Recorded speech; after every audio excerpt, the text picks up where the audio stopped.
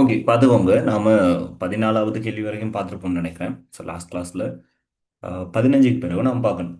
Okay. So கேள்வி பாருங்க. பின்வரும் எந்த நடப்பொழுங்கின் உடன்படிக்கையில் மூலம் ஓசோன் படைக்கு தீங்கிழைக்கும் வாயுக்களை விடுவித்தலை குறைப்பதற்கு நாடுகள் உடன்பட்டன அப்படின்னு கேட்குறாங்க. சரி. முதலாவது உடன்படிக்கை பாருங்க, பாரிஸ் உடன்படிக்கை. இரண்டாவது கியோட்டோ நடப்பொழுங்கு. மூன்றாவது கட்ரஜினா உடன்படிக்கை. நான்காவது ஜெனீவா உடன்படிக்கை. ஐந்தாவது மொன்றியல் நடப்பொழுங்குன்னு தந்திருக்காங்க. என்ன ஆன்சர்?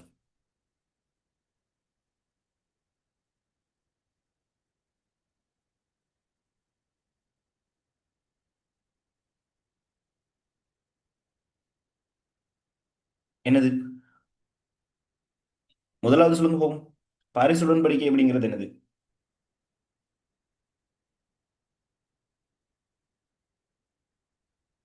பாரிஸ் உடன்படிக்கை எப்ப செஞ்சாங்க? 2015ஆம் ஆண்டு செஞ்சாங்க. சரியா? பாரிஸ் 2015. சரியா? சோ இதுல நோக்கம் என்னன்னு பாத்தீங்க அப்படின்னு சொன்னா, பாரிஸ் என்ன நோக்கம்? உலகளாவிய வெப்பமயமாதலை குறைக்கணும். சரியா? பிரதான இலக்கு வந்து CO2. அடுத்து இந்த உலக வெப்பமயமாதல் இருக்கு தானே, இப்போ உலக வெப்பமடைதலுக்கான காரணமான வாயுக்களை வந்து குறைக்கிறது தானே என்னது? இந்த பாரிஸ் உடன்படிக்கையில பிரதான நோக்கம். சரியா? இப்போ இதுக்காக என்ன செஞ்சாங்க அப்படின்னு சொன்னால், ஒவ்வொரு நாடும் வந்து அவங்களோட தேசிய ரீதியிலான திட்டங்களை வந்து கொண்டு வரணும். சரியா? கொடுக்கணும் அப்படிங்கிறத சொன்னாங்க.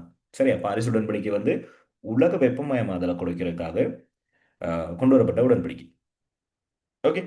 ஸோ அடுத்து பாருங்க, கியோட்டோ. இதுவும் அப்படிதான். சரியா? கியோட்டோவும் வந்து கியோட்டோ உடன்படிக்கையும் வந்து அதுதான். சரி, கிரீன் ஹவுஸ் வாயுக்கள் வந்து வெளியீட்டை வந்து கட்டுப்படுத்தணுங்கிறது தான் அதோட நோக்கம். ஓகே. அதாவது தொழில்துறையில தொழில்துறையில வந்து அதிக அளவு வந்து கார்பன் வெளியீட்டு இருக்கு தானே, இப்போ அதை வந்து கட்டுப்படுத்தணுங்கிறது தான் இந்த கியோட்டோ உடன்படிக்கை நடப்பணுங்கிற பிரதான நோக்கம்.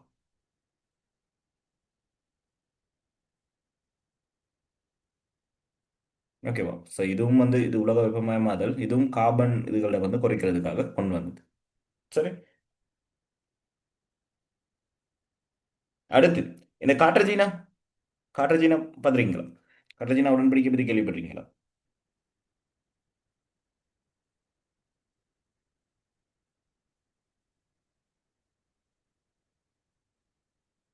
என்னது காட்ரஜீனா? உஸ்மா, காட்ரஜீனா உடன்படிக்கை அப்படிங்கிறது என்னவா?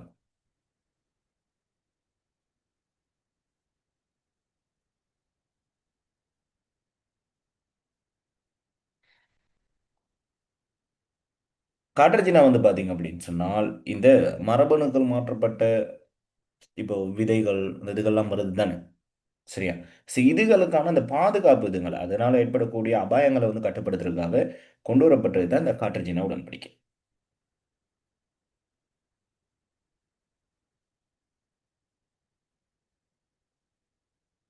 திருப்பி சொல்லுங்களே. என்ன உஸ்மான்? ரெஜினா உடன்படிக்கை. இல்லைங்கள.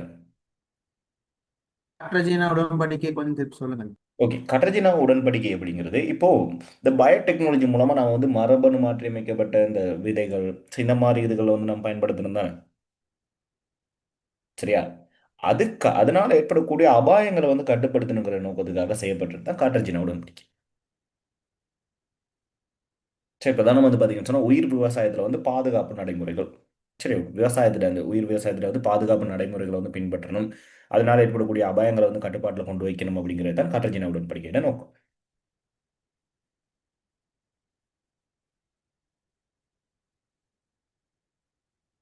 Okay sir.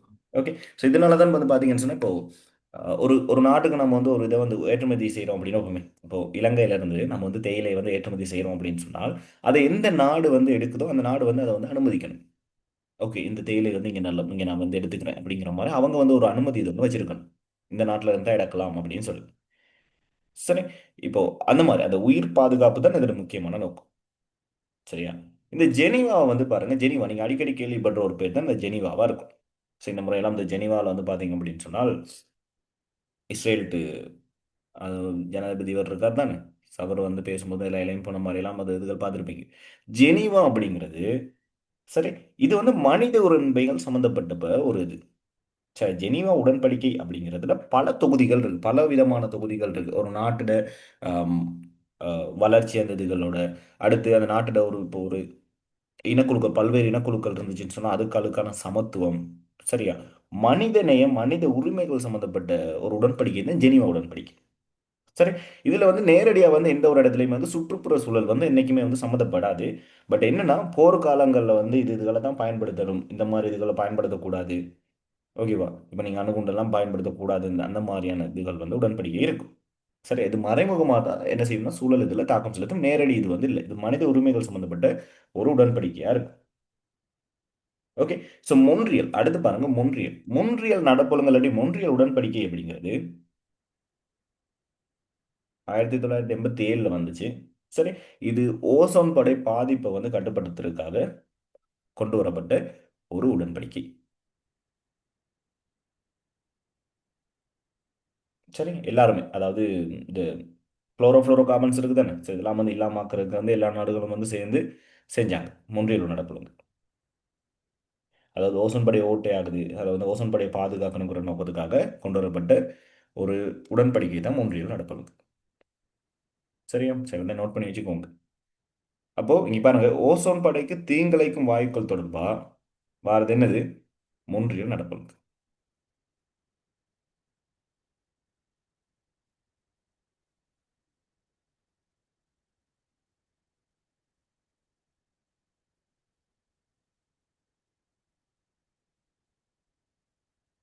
ஓகே, அடுத்த கேள்வி பாருங்க. ரசாயன செயல்முறை உத்தமமாக்கலின் விளைவு என்பதனால் கருதப்படுவது யாது? ஈல்டுன்னு சொல்றாங்க. உத்தமமாக்கலின் விளைவு. சரியா? ஒரு ரசாயன செயல்முறையின் உத்தமமாக்கலின் விளைவு. சரி, ரசாயன செயல்முறை எல்லாம் விட்டுருங்க. உத்தமமாக்கல் விளைவு அப்படிங்கிறது ஈல்டு அப்படிங்கிறது என்னன்னா, இப்போ நாங்கள் வந்து ஆஹ், சின்ன காலத்துலேருந்தே நாங்கள் வந்து மரக்கறி தோட்டம் செய்கிறாங்க. சரி, நாங்கள் ஒரு விவசாய நோக்கமே இப்போ எங்களை இது வந்து என்னன்னா ஈல்டுன்னு சொல்லுவாங்க. ஈல்டு அப்படிங்கிறது என்னன்னா அந்த ஒரு ஒரு பயிர் செய்கை ஒன்று செஞ்ச பிறகு உங்களுக்கு அதனால கிடைக்கக்கூடிய விளைவு வந்து எந்த அளவுக்கு இருக்கு, விளைவு வந்து எந்த அளவுக்கு இருக்கு, இறுதியில் உங்களுக்கு கிடைக்கக்கூடிய விளைவு எப்படி இருக்கு அப்படிங்கிறத சொல்றது தான் என்னது ஈல்டுன்னு சொல்லுவோம். ஈல்டுங்கிற ஒரு வேர்டு வந்து அதுக்காக தான் சொல்லுவோம். சரியா? அதாவது ஈல்டு நீங்க இவ்வளோ இப்போ விதையெல்லாம் பார்த்தீங்க அப்படின்னு சொன்னா டின்ல தானே வரும். அப்போ டின் இத்தனை டின் வந்து போட்டிருக்கீங்க, இதனால உங்களுக்கு இவ்வளவு விளைவு வந்து கிடைச்சிருக்கா, சரி எவ்வளோ உங்களுக்கு கிடைச்சிருக்கு, எத்தனை கிலோகிராம் நீங்க பிடுங்கிருக்கீங்க, எந்த அளவுக்கு நீங்க வந்து உங்களுக்கு விளைவு வந்து கிடைச்சிருக்கு அப்படிங்கிறது தான். சரி, இதை தான் வந்து ஈல்டுன்னு சொல்லுவோம். ஈல்டு. சரி, நீங்க ரசாயன தாக்க செயல்முறைலாம் விட்டுருங்க. ஓகே, அப்போ ஆன்சர்ஸ் பாருங்க. இங்க பயன்படுத்தப்படும் மூலப்பொருளின் அளவு.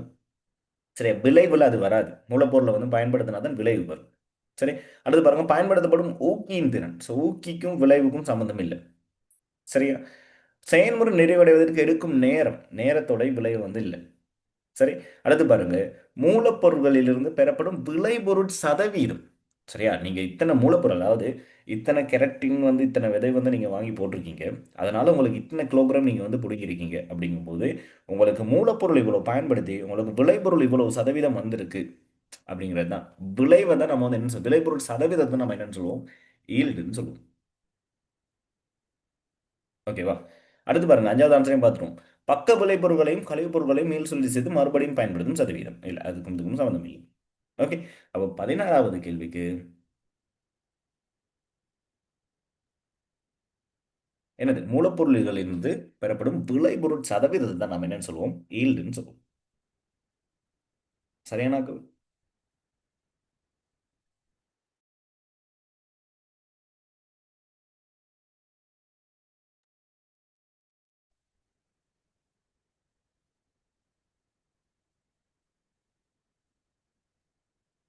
அடுத்து பாருங்க, பயிரிடும் நிலத்தின் pH-ஐ கூட்டுவதற்கு பின்வரும் எந்த பதார்த்தம் பயன்படுத்தப்படலாம்? மண்ணோட pH-ஐ வந்து கூட்டுறதுக்காக என்ன பதார்த்தம் பயன்படுத்தப்படும்?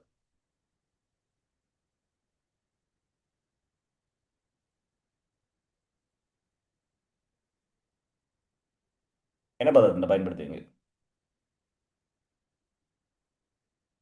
பொதுவாக பார்த்தீங்க அப்படின்னு சொன்னால் இப்போ என்ன செய்வோம் அப்படின்னு சொன்னால், நாங்க இப்போ மரக்கறி வந்து பிடுங்கிட்டு இப்போ இப்போ ஒரு தடவை மரக்கறி வந்து பிடுங்கிட்டோம் அப்படின்னு சொன்னால் அடுத்த முறை வந்து பயனிலம் வந்து செய்கிற டைம்ல என்ன செய்வாங்கன்னா பொதுவாக கூட்டெருதுகள் போடுவாங்க. இந்த கோழி இதுகள், கோழி உரம் இதுகள், அந்த மாதிரி இதுகள் போடுவாங்க. போட்டுட்டு அதோட சேர்த்து என்ன செய்வாங்கன்னு சொன்னா சுண்ணாம்பு வீசுவாங்க. சரியா? ஏன்னு சொன்னா பயிர் நிலத்துல அதிகப்படியான நீங்க வந்து ரசாயன பதார்த்தங்கள் இல்லைன்னு சொன்னால் இந்த மருந்துகள்லாம் பயன்படுத்தி அது வந்து என்ன செஞ்சிருக்கும், பிஹெச் வந்து ஃபுல்லா நல்லா குறைஞ்சு போயிட்டு இருக்கும். சரியா? அப்போ பிஹெச் வந்து குறைஞ்சிருக்கிறதால அதை வந்து நடுநிலைப்படுத்த இல்லாட்டி பிஹெச் இதை வந்து கூட்டுறதுக்காக, சரி, அப்ப என்ன செய்வோம் அப்படின்னு சொன்னா நாம சுண்ணாம்பு சேர்ப்போம். சரியா? நீராத சுண்ணாம்பு சேர்ப்போம். எத்தனையாவது ஆன்சர்? நான்காவது ஆன்சர்.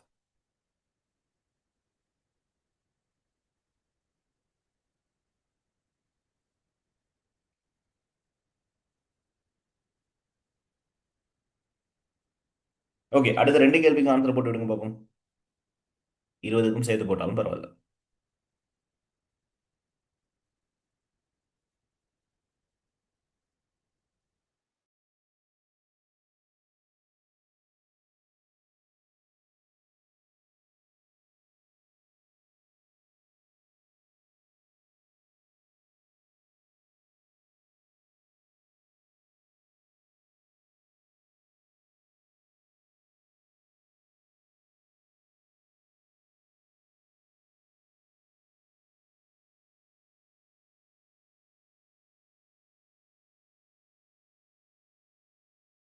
பதினெட்டுக்கு 4 சார்.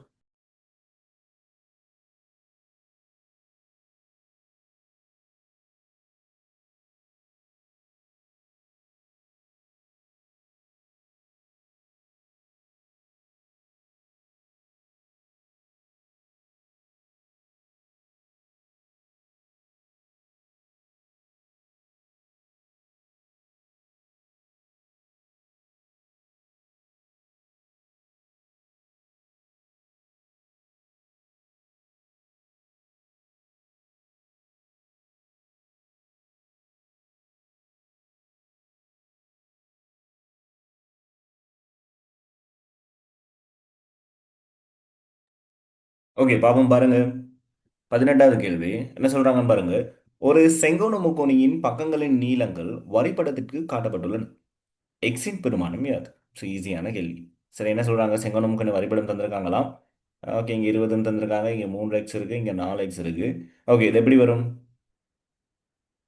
3x வர்க்கம் அடுத்து 4x வர்க்கம் சமன் 20ன்னு வரப்போகுது. 20ன் வர்க்கம்னு வரப்போகுது. ஓகே, பாருங்க, முழுவதின் வர்க்கம் இது முழுவதின் வர்க்கமா இருக்கும். சரி, அப்ப பாருங்க எப்படி வரும். 9 எக்ஸ் வர்க்கம் இங்க 16 எக்ஸ் வர்க்கம் சமன் 20னுடைய வர்க்கம் பார்த்தீங்க அப்படின்னு சொன்னால் உங்களுக்கு 400. 400ன்னு வரும். ஓகே, அப்ப 400 இது ரெண்டையும் இங்கே கூட்டி நான் இங்கே கொண்டு வந்துடுறேன். ஓகேவா? ஸோ ரெண்டையும் கூட்டிங்க அப்படின்னு சொன்னா உங்களுக்கு 25ன்னு வரும். இங்க எக்ஸ் வர்க்கம் மட்டும் இருக்கும். பிரிச்சிங்கன்னு சொன்னா எவ்வளவு வருது? 16ன்னு வரும். அப்போ எக்ஸ் வர்க்கம் சமன் 16 அப்படின்னு சொன்னால் எக்ஸ் வந்து எவ்வளவா இருக்கும்? 4ஆ இருக்கும். சரியானாக்கள்? சரி, பைத்தகரஸ் தேற்றத்துப்படி செய்யலும் தானே. அந்த 5x சமன் 20 போட்டு எக்ஸ் காணல் தானே. 5x சமன் எப்படி போட்டீங்க? 3x 4x என்ன செம் பக்கம் 5x. 5x சமன் 20, அப்ப எக்ஸ் காணல் தானே. ஓ, அப்படியும் கண்டுபிடிக்கலாம். உங்களுக்கு எப்படி ஈஸியாக எப்படி பயன்படுத்து, பிரச்சனை இல்லை. அப்படின்னு சொன்னா இப்படி எடுக்கணும். இந்த எக்ஸ் அப்படியே மறந்துட்டு இங்க 3 இங்க 4 இருந்தா இங்க எவ்வளவு இருக்கும்? 5 இருக்கும்னு எடுக்கணும்.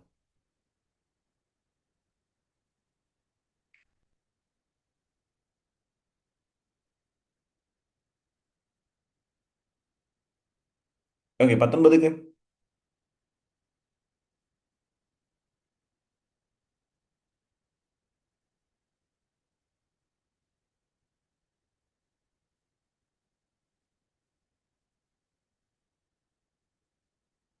என்ன சொல்றாங்க? ஒரு தெற்காட்டு ஆள்கூற்று தொகுதி மீது இரு ஆகாய விமானங்களின் நேர் பாதைகள் y Saman 3x plus A.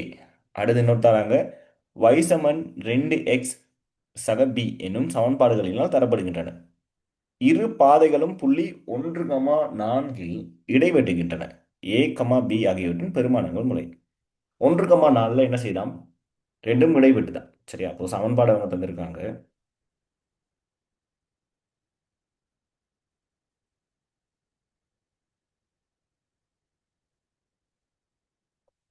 Okay பாருங்க, y சமன் 3x சக a. y சமன் 3x சக a. சரி, அடுத்து இன்னொரு சமன்பாடு தராங்க, என்னது? y சமன் 2x சக b. y சமன் 2x சக b எப்படி தராங்க? ரெண்டுமே என்ன செய்தாம்? 1,4ல இடைவிடுதான். ஓகே, 1,4ல இடைவிடுது. ஓகே, எக்ஸ் இது y. சரி, என்ன கேள்வி கேட்குறாங்க? ஏ கமா பி ஆகியவற்றின் பெருமானங்கள் கேட்குறாங்க.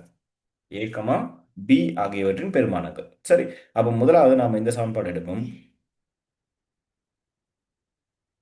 y சமன் 3x சக ஏல.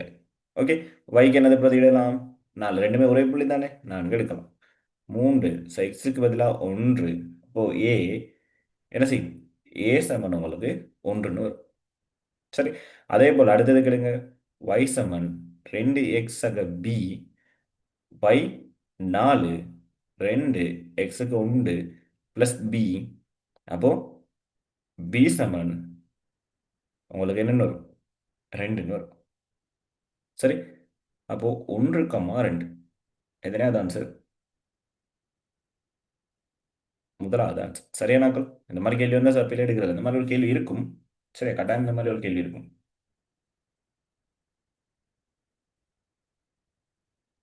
ஓகே, அடுத்ததுக்கு 20வது.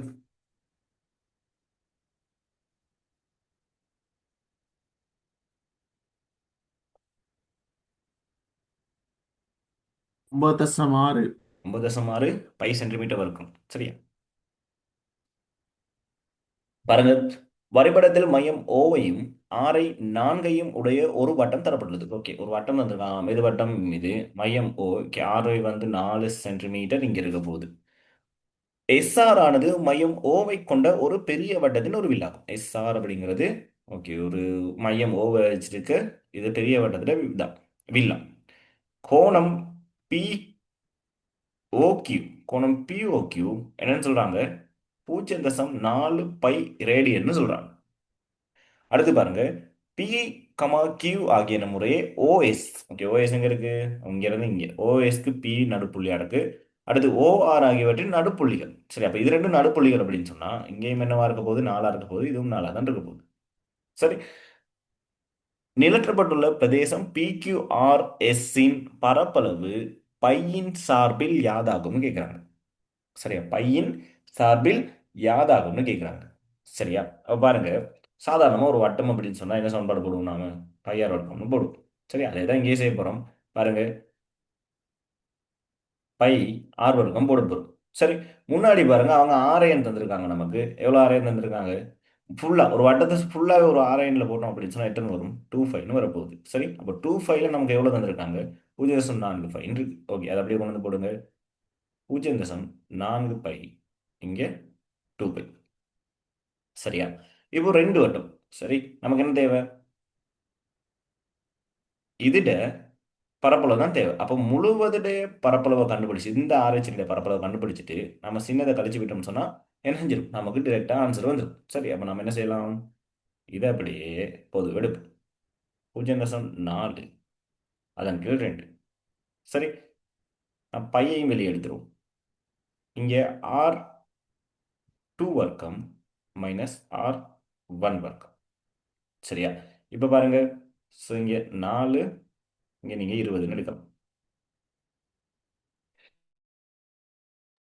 சரி, பை R2 எவ்வளோ வரும்? 8னுடைய வர்க்கம் மைனஸ் 4னுடைய வர்க்கம். 8னுடைய வர்க்கம் உங்களுக்கு எவ்வளோ வரும்?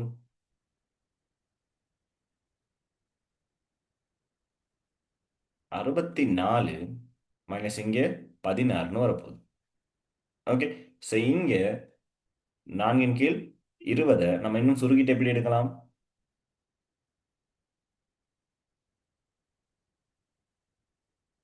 1ன் கீழ் 5 பைன்னு எடுக்கலாம். சரி, 1 அதன் கீழ் 5ன்னு எடுக்கலாம்.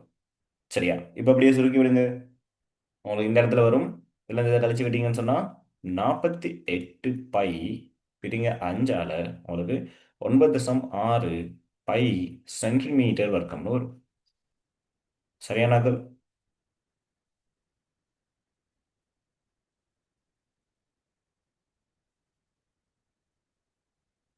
ஓகேவா உஸ்மான்? சரிதானே? சரி சார்.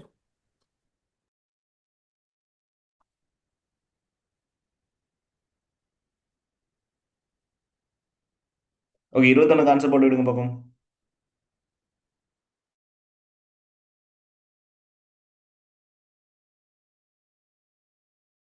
நீங்கள் tan theta. ஓகே பாருங்க, இந்த பேப்பர் கொஞ்சம் சரியான ஈஸியான பேப்பர் ஒன்று தான். சரி, அது 23. ஓகே பாருங்க, சூரியன், புவி, தொலைவில் உள்ள ஒரு வான்பொருள் ஆகியன ஒரு செங்கோண முக்கோணியின் உச்சிகளில் இருக்கும் விதம் உருவில் காட்டப்பட்டுள்ளது. உருவில் காட்டப்பட்டுள்ள கோணம் தீட்டாவின் சார்பில் சூரியனிலிருந்து வரும் சூரியனிலிருந்து வான்பொருளுக்கு உள்ள தூரம் வானியல் அலகுகளில் யாது? சூரியனிலிருந்து புவிக்கு உள்ள தூரம் ஒரு வானியல் அலகு ஆகும். ஓகே, வானியல் அலகு ஒன்றுன்னு சொல்றாங்க, சூரியனுக்கும் பூமிக்கும் இடையில. ஓகே, இது ஒன்று. சரியா? இப்போ என்ன கேக்குறாங்க? சூரியன்ல இருந்து இந்த வான்பொருளுக்கானது கேக்குறாங்க. பாருங்க, எதிர்ப்பக்கம் நமக்கு தெரியும், இந்த தான் தீட்டா. இந்த தீட்டாவின் சார்பில் நம்ம சொல்லும்போது பாருங்க, இது தெரியும். ஸோ இது தெரியாது, நம்ம இதை எக்ஸ்னு வைப்போம். சரியா? பாருங்க, என்ன தீட்டா வரும்? எதிர்ப்பக்கம் அயற்பக்கம் சம்மந்தப்படுது. அப்போ tan தீட்டா வரும். tan தீட்டா சமன் எதிர்ப்பக்கம் என்னது? ஒன்று, அயற்பக்கம் எக்ஸ்னு வைப்போம். அப்போ எக்ஸ் சமன் உங்களுக்கு ஒன்றின் கீழ் என்ன வரும்? tan தீட்டான்னு வரும். எத்தனையாவது ஆன்சர்? நாலாவது ஆன்சர். சரியானாக்கள்?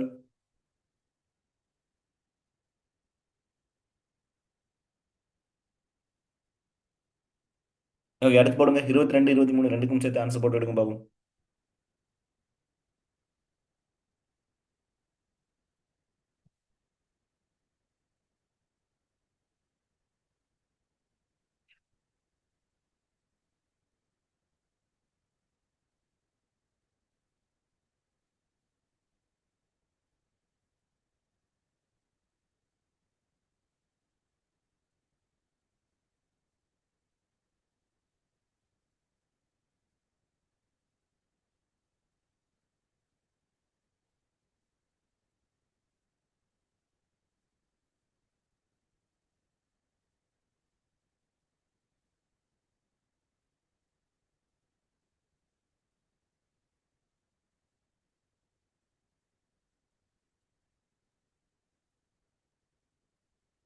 ஓகே பாருங்க, 22வது கேள்வி.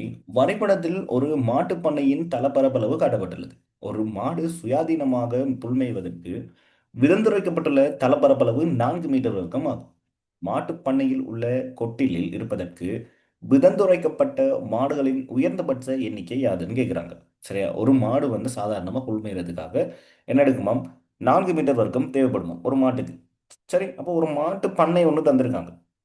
அதில் எத்தனை மாடு வந்து இருக்கலாம், குறைந்தபட்ச மாடுகளோட எண்ணிக்கை என்னன்னு கேட்குறாங்க. அப்போ இதில் பரப்பளவு தனித்தனியாக கண்டுபிடிச்சிங்கன்னு சொன்னால் ஓகே, கண்டுபிடிச்சிட்டு பிரித்து விட்டோம்னா சரி. அப்போ பாருங்க, 12 இந்த பக்கம் 3 கொடுத்துருக்காங்க. ஓகே, இவர்கிட்ட தனியாக கண்டுபிடிப்போம்.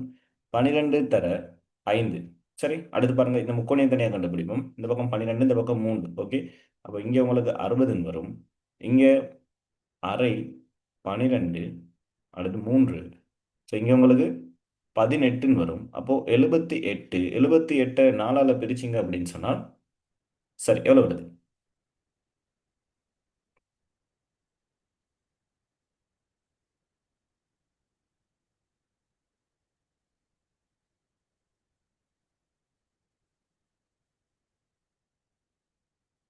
78 4ஆல் பிரிச்சு 19 வருது அல்லவன்? சரியா?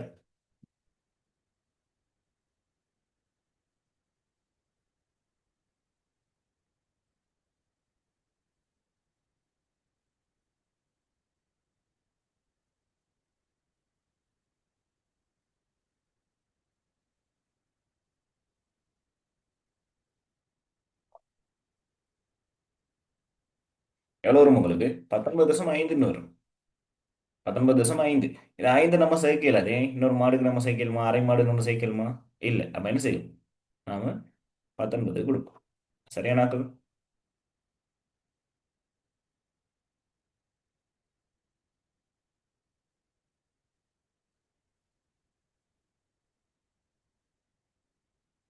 சரி, அடுத்த கேள்வி பார்ப்போம். ஒரு கிடைத்தரையில் இருக்கும் 90 மீட்டர் உயரமுள்ள ஒரு கோபுரத்திலிருந்து அதே தரையின் மீது உள்ள ஒரு கட்டடத்தின் உச்சியினதும் அடியினதும் இறக்க கோணங்கள். சரி, இறக்க கோணங்கள் முறையே 30 பாகை 60 பாகை ஆகும். கட்டடத்தின் உயரம் யாதுன்னு கேட்குறாங்க. சான்சஸ் போட்டவங்க ஆன்சர் சொல்லுங்க.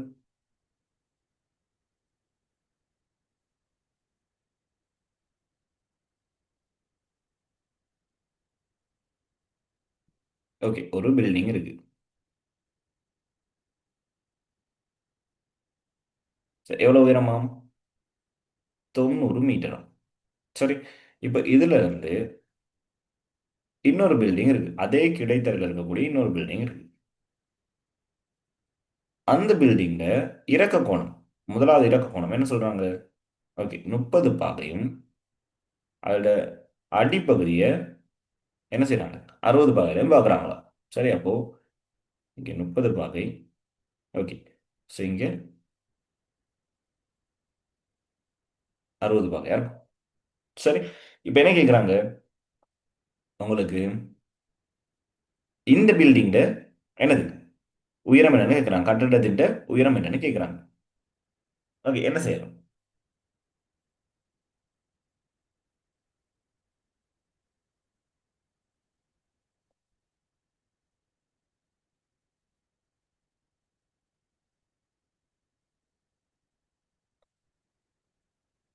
என்ன ஆன்சர்? ஆன்சர் பண்ணுவாங்க பாப்போம்.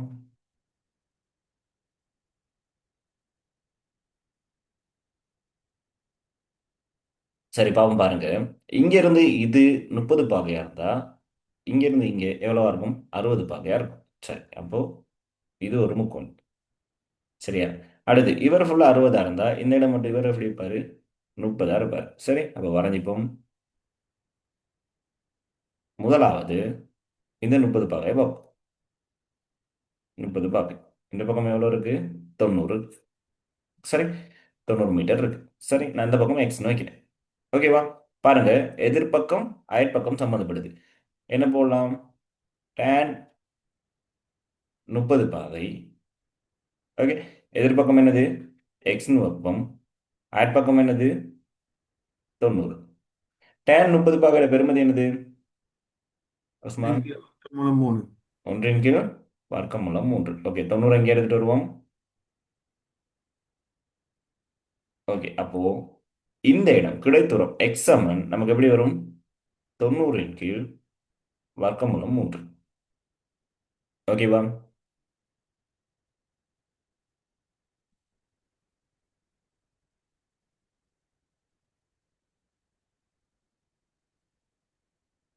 சரி, இப்போ அடுத்த முக்கணி எடுப்பு.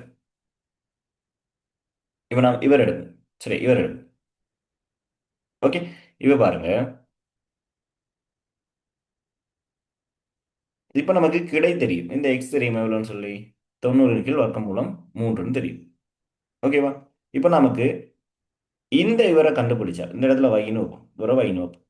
சரி, இந்த வையை கண்டுபிடிச்சால் நம்ம என்ன செஞ்சிடலாம்? ஈஸியாக கண்டுபிடிச்சிடலாம். ஓகே, இப்போ பார்ப்போம் பாருங்க. இந்த வை இந்த முக்கோணி எப்படி இருக்க போகுது? இங்க இருந்து இப்படி இருக்கு. இப்படி இருக்கா? இந்த இடம் 60 இருக்கு அப்படின்னு சொன்னால் இந்த இடம் நமக்கு எவ்வளவா இருக்கும்? 30 இருக்க போகுது. அப்போ இந்த டீட்டா எவ்வளவா இருக்கும்? 30 இருக்கும். அப்போ எதிர்ப்பக்கத்தின் கீழ் அயற்பக்கம் இங்கேயும் அதே போடுவோம். tan 30 எதிர்ப்பக்கம் y அயற்பக்கம் 90/வர்க்கமூலம் 3. சரியா? அப்போ tan 30 பெருமதி போடுங்க. 1/வர்க்கமூலம் 3. சரி, வையை மட்டும் தான் கண்டுபிடிக்கணும். அப்போ இங்க இருந்து இவர் எடுத்துட்டு வந்தோம் அப்படின்னு சொன்னா 90 என்னது? வர்க்கமூலம் 3 சமன் y. எப்படி வரும்? 90/3 y சமன் எவ்வளவு வரும் உங்களுக்கு? 30 மீட்டர்னு வரும். சரி, அப்போ இந்த ஏரியா இந்த பக்கம் இருக்க இந்த y 30 மீட்டரா இருந்தால் இவர் எவ்வளவா இருப்பாரு? 60 மீட்டரா இருப்பாரு. சரியானாக்கள்?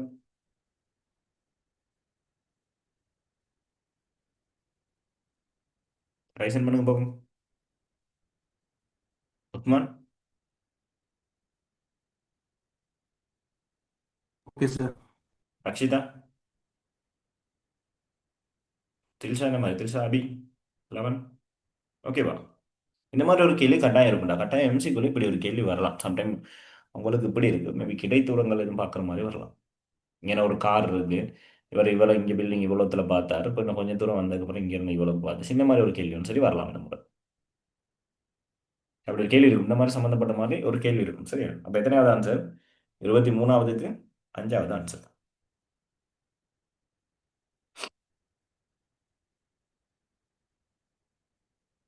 ஓகே, அடுத்து 24வது கேள்வி பாருங்க. அவங்க ஓப்பன் கொடுத்துருக்காங்க. பட் என்ன கேள்வின்னு மட்டும் நம்ம சும்மா பார்ப்போம். சரியா?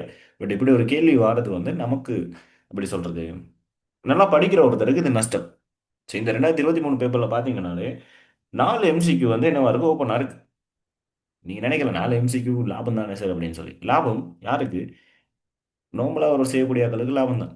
பட் படிக்கக்கூடிய ஆட்களுக்கு இது நஷ்டம். என்ன நஷ்டம் அப்படின்னு சொன்னால், இப்போ இந்த கேள்வி அவனுக்கு ஓப்பனா இல்லையானே தெரியாது. மேபி இதில் ஆன்சர் இல்லாமல் இருக்கலாம், இல்லை ஏதோ ஒரு மிஸ்டேக் கொண்டு தந்து அவங்க ஓப்பன் கொடுத்துட்டாங்கன்னு இருக்கும். அப்போ நல்லா படிக்கக்கூடிய ஒரு ஆள் இந்த ஒரு கேள்வினால இதில் டைம் வீணாயிடும். இல்லைங்க சார்? ஸோ இதான் நஷ்டம் இதில். சரி, அப்போ பாருங்க, இந்த மாதிரி ஒரு கேள்வி வந்துச்சு அப்படின்னு சொன்னால் பின்னாடி அவங்க 2 கேள்வி விடுறதுக்கான சான்சஸும் இருக்கு. ஏன்னா அவங்க இதை யோசிச்சுட்டு இருப்பாங்க. இல்லைங்க சார்? இந்த மாதிரி 4 கேள்விங்கிறப்போ எவ்வளோ அநியாயம். ஓகே, ஒரு மரத்தின் தண்டில் உள்ள மரக்கன அளவை மதிப்பிடுவதற்கு காட்டிலாக ம், காட்டிலாக அதிகாரிகள் அதன் தண்டு அண்ணளவாக கூம்பு வடிவம் உள்ளதென கருதுவர். அக்கூம்பின் உயரம் மரத்தின் உயரத்திற்கும் கூம்பின் அடியின் விட்டம் மரத்தின் உயரத்திற்கும் விட்டத்திற்கும் சமம் என கொண்டு கூம்பின் கன அளவு கணிக்கப்படும். ஒரு மரத்தின் உயரம் 43 மீட்டரும் டிபிஹெச்சின் பெருமானம் 3 மீட்டரும் ஆகும். இம்மரத்தின் தண்டின் கன அளவு யாது?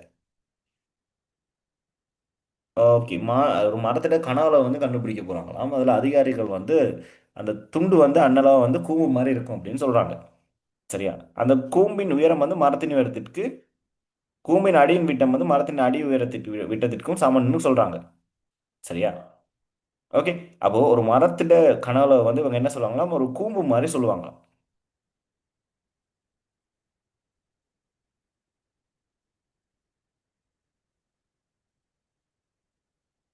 ஓகே, ஒரு கூம்புக்கு சொல்றாங்க.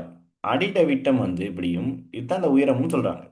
சரி, அப்போ உயரம் வந்து 43 மீட்டரும், அடியிட விட்டம் இது வந்து 3 மீட்டர்னு சொல்றாங்க. ஓகே, அடியிட விட்டம் வந்து 3 மீட்டரும் உயரம் 43 மீட்டர்னு சொல்றாங்க. 43 மீட்டர் சொல்றாங்க. ஓகே, இம்மரத்தின் தண்டின் கன அளவு யாருன்னு கேட்குறாங்க. பைட பெருமானம் 3 எடுங்கன்னு சொல்றாங்க. செய்யும் பாப்போம் எவ்வளவு வருதுன்னு பாருங்க.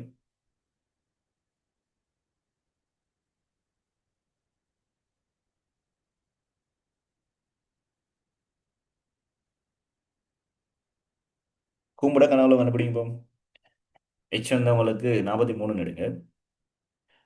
விட்டம் 3 மீட்டர் தராங்க. அப்போ ஆரை வந்து 1.5 எடுங்க.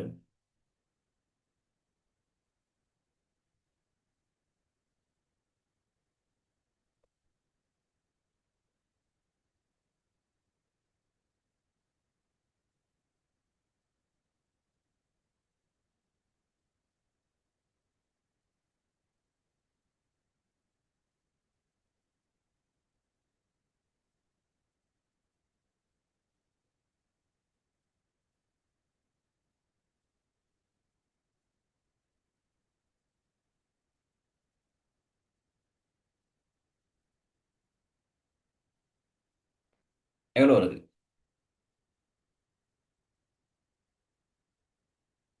96.75 வருது.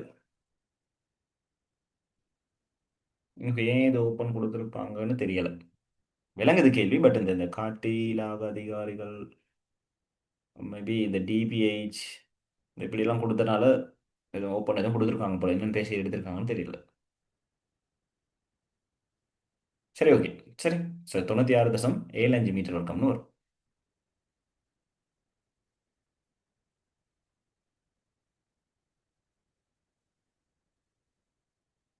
ஓகே, அடுத்து பாருங்க. ஸோ வலையை நம்ம படிச்சோம். நான் உங்களுக்கு ஏற்கனவே இந்த ரெக்கார்டிங் லைவ்ல செஞ்சேன்னு தெரியும். செப்டம்பர் மாதத்தில் அதில் லைவ் செஞ்சேன்னு நினைக்கிறேன். ஞாபகம் இருக்கா? ஃபுல்லாக ஒருக்க பார்த்து வைங்க. வளைவு மேபி இந்த முறை பார்ட் 2க்கு வரலாம், சான்சஸ் கூட. சார் 101.35 தான் வருது. எவ்வளோ வருது உஸ்மான்? 101.35. பைக்கு 3ன்னு எடுக்க சொல்லியிருக்காங்க. Okay sir. எல்லோ கொஞ்சம் வாசிக்கணும் உஸ்மான்.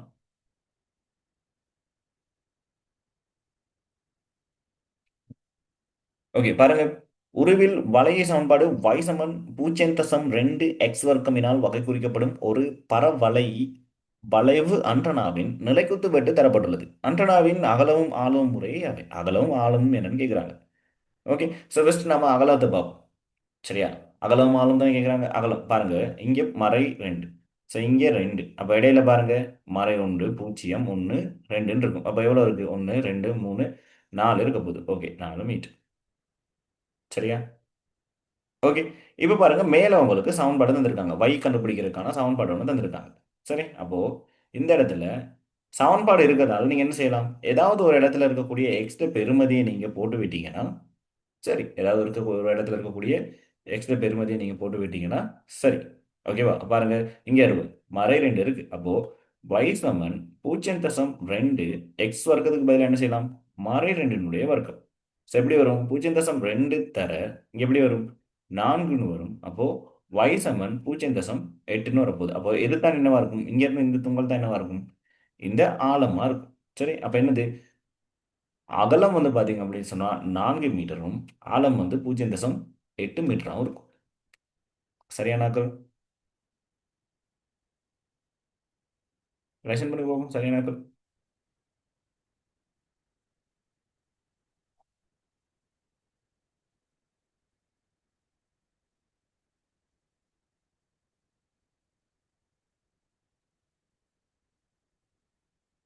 ஓகே, அடுத்த கேள்விக்கு குயிக்கா எனக்கு இடையை கண்டுபிடிச்சு போடுங்க போகும். அடுத்த கேள்விக்கு இடையை கண்டுபிடிச்சு கொடுங்க. எப்படியாச்சும் எடுங்க. இடை எடுக்கொண்ட இடை எடுக்கலாம், இல்லாட்டி விலகல் இடை எப்படியாச்சும் எடுத்துட்டு நடுத்தரமான தசை எப்படியாச்சும் கண்டு அந்த இடையை கண்டுபிடிச்சு போட்டு விடுங்க எவ்வளோன்னு சொல்லி. பாப்போம் எவ்வளோ குயிக்கா செய்றீங்கன்னு சொல்லி.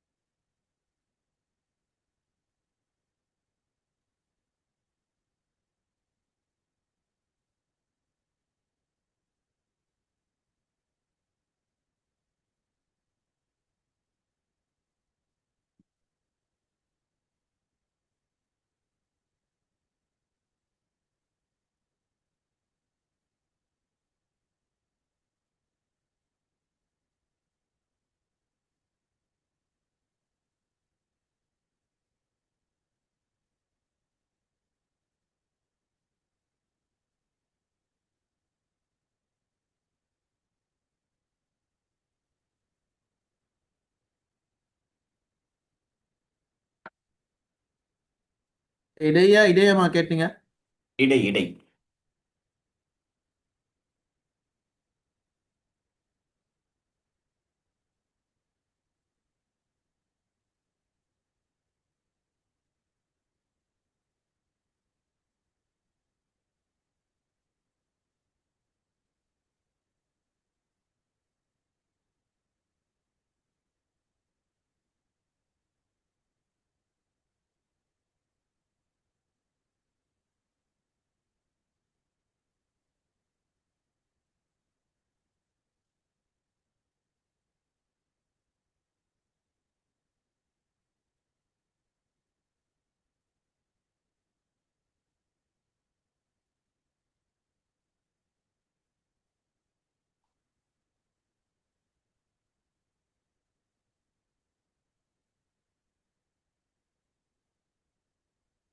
எவ்வளோடா வருது இடை?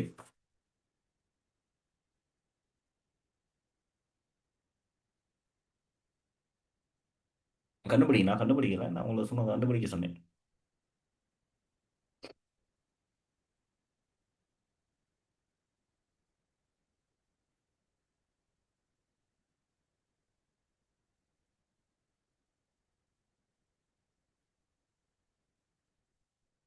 ஓகே, வகுப்பு வரைபாடு செய்யும். வகுப்பு வரைபாடு எப்படி சார் இருக்கும்? செஞ்சு கொண்டு சார். என்னது? என்ன சொல்லுங்க.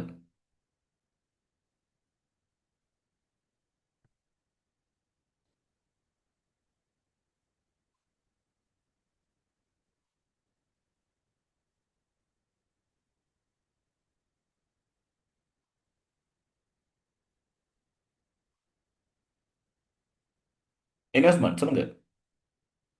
செஞ்சு கொண்டிரு சார். Okay okay. சரிங்க, வகுப்பு வரைபாடு பார்ப்போம். எப்படி வரும் வகுப்பு வரைபாடு? இங்கே பாருங்க. எப்படி செய்யலாம்? இவரையும் இவரையும் கூட்டிட்டு ரெண்டால பிரிச்சிங்கன்னா இங்கே கண்டுபிடிக்கலாம். இவரையும் இவரையும் கூட்டிட்டு ரெண்டால பிரிச்சிங்கன்னா இங்கே கண்டுபிடிக்கலாம். ஸோ அதே போல் இந்த இடத்துல எப்படி வரும் இப்போ? மறை 5.5 மறை 0.5 வரைக்கும் வரும். அப்போ இங்கே மறை 0.5 4.5 வரைக்கும் வரும். இங்கே 4.5 9.5 வரைக்கும் வரும். அடுத்து 9.5 14.5 வரைக்கும் வரும். 14.5 19.5 வரைக்கும் வரும்.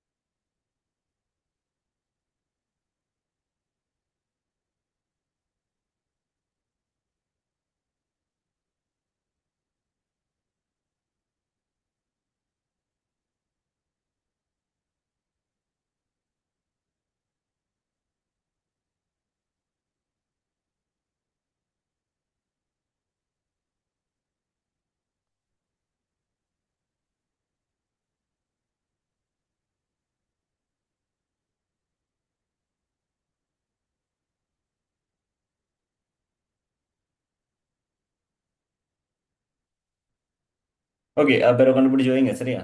கண்டுபிடிங்க. சரி, பாருங்க முதலாவது கேள்வி பார்த்துருமே இல்லை. 26 27 ஆகிய வினாக்கள் பின்வரும் மீடுடன் அட்டவணையை அடிப்படையாக கொண்டவை. இதில் ஒரு நகரத்தில் 30 அடுத்து வரும் நாட்களில் ஒரு நாளின் குறைந்தபட்ச வெப்பநிலை காட்டப்பட்டுள்ளது. ஒரு நாளில் இருக்கக்கூடிய குறைந்தபட்ச வெப்பநிலை காட்டுறாங்களா? முதலாம் வகுப்பு ஆய்டையின் வகுப்பு வரைபாடு என்னன்னு கேட்குறாங்க. வகுப்பு வரைபாடு என்னன்னு கேட்குறாங்க. என்னது சார்? நம்ம ஏற்கனவே கண்டுபிடிச்சு வச்சிருக்கோம்.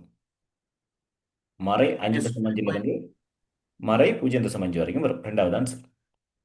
அடுத்து 27வது பாருங்க. இடைய வெப்பநிலை உள்ள வகுப்பு ஆய்டை யாது? இடைய வெப்பநிலை. இடையம் கேட்குறாங்க. இடையம்.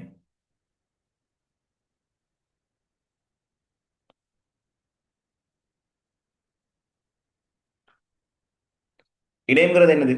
இடையம்ங்கிறது Q2. Q2. Q2ங்கிறது என்னது? 50% தரவு. 50% தரவு இதுல எந்த வகுப்பாடையில இருக்கு?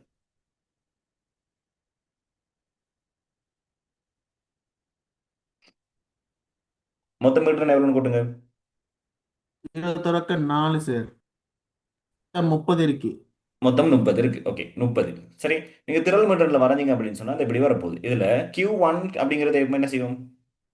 Q1 அப்படிங்கிறது சதவீத திரள் மீட்டர் வரைஞ்சா 25வது சதவீதத்தை பார்ப்போம். Q2 அப்படிங்கிறது என்ன செய்யும்? 50வது சதவீதம் எங்க இருக்கோ அதை பார்ப்போம்.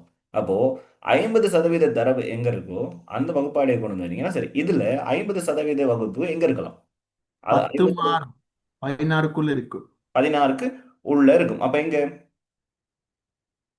4.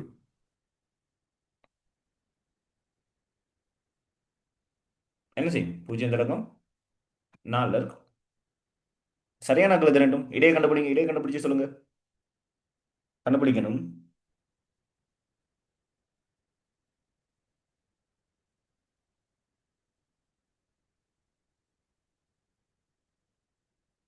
சரியான கழுது ரைசன் பண்ணுங்க பாப்போம்.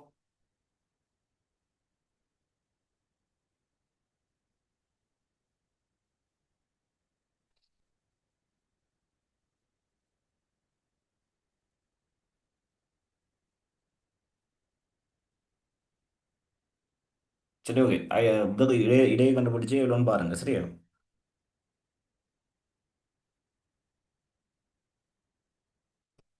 ஓகே பாப்போம். 28வது கேள்வி பாருங்க. ஒரு கணினி திரை கருப்பாக இருக்கும் அதேவேளை அதில் எதுவும் தெரிவதில்லை. மாணவன் ஒருவனால் தரப்பட்ட இப்பிரச்சனைக்கு ஏதுவாக இருக்கத்தக்க காரணங்கள் பின்வரும் காரணங்களை கருதுக. சரி, மாணவன் ஒருத்தர் சொல்றாரு இதுல பின்வரும் காரணங்கள் வந்து இருக்கும் அப்படின்னு சொல்லி. சொல்றாங்க பாருங்க, வன்வட்டு தொழிற்படாமை. சரி, வன்வட்டு அப்படிங்கிறது என்னது Usman? Hard disk. Hard disk. வந்து ஹார்ட் டிஸ்க் தொழிற்படலை அப்படின்னு சொன்னால் என்ன நடக்கும் பெஸ்ட் கம்ப்யூட்டர்?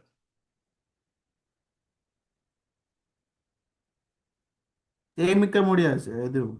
ஃபர்ஸ்ட் சேமிக்க முடியாது. ஓகே. ஹார்ட் இல்லைன்னு சொன்னா ஹார்ட் டிஸ்க் தொழிற்படலை அப்படின்னு சொன்னா என்ன நடக்கும்? உள்ளுக்குள்ள ஃபைல்ஸ் எல்லாம் என்ன ஆகும்? ஃபுல்லா கரெக்ட் ஆகும். ஃபுல்லா என்ன செய்யும்? ஃபுல்லா எதுவுமே என்ன செய்யாது. ஃபைல்ஸ் எல்லாமே இல்லாம போறதுக்கான சான்சஸ் கூட. ஓகே, அடுத்து.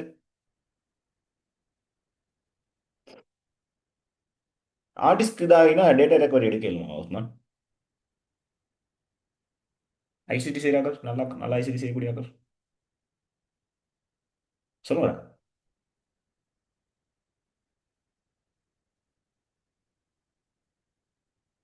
நினைக்கிறேன் ஹார்ட் டிஸ்க் வந்து இப்ப வந்து ஏதோ ஒரு தொழிற்படலை அப்படின்னு வேலை செய்யல, என்ன ரீசன் நமக்கு தெரியாது.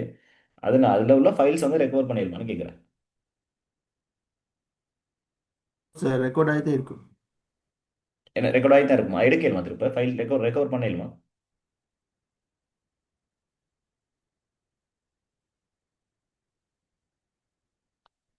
சரி ஓகே, தேவை பார்த்துட்டு சொல்லுங்க சரியா. நான் சும்மா கேட்டேன், டவுட்டாக கேட்டேன், எனக்கு டவுட்டாக கேட்டேன். சரி ஓகே. பாருங்க, ஃபர்ஸ்ட் ஹார்ட் டிஸ்க் வந்து வேலை செய்யல அப்படின்னு சொன்னா என்ன நடக்காது? ஃபர்ஸ்ட் கம்ப்யூட்டர் வந்து ஸ்டார்ட் ஆகிறது கஷ்டமா இருக்கும், ஃபர்ஸ்ட் ஸ்டார்ட் ஆகவே ஆகாது.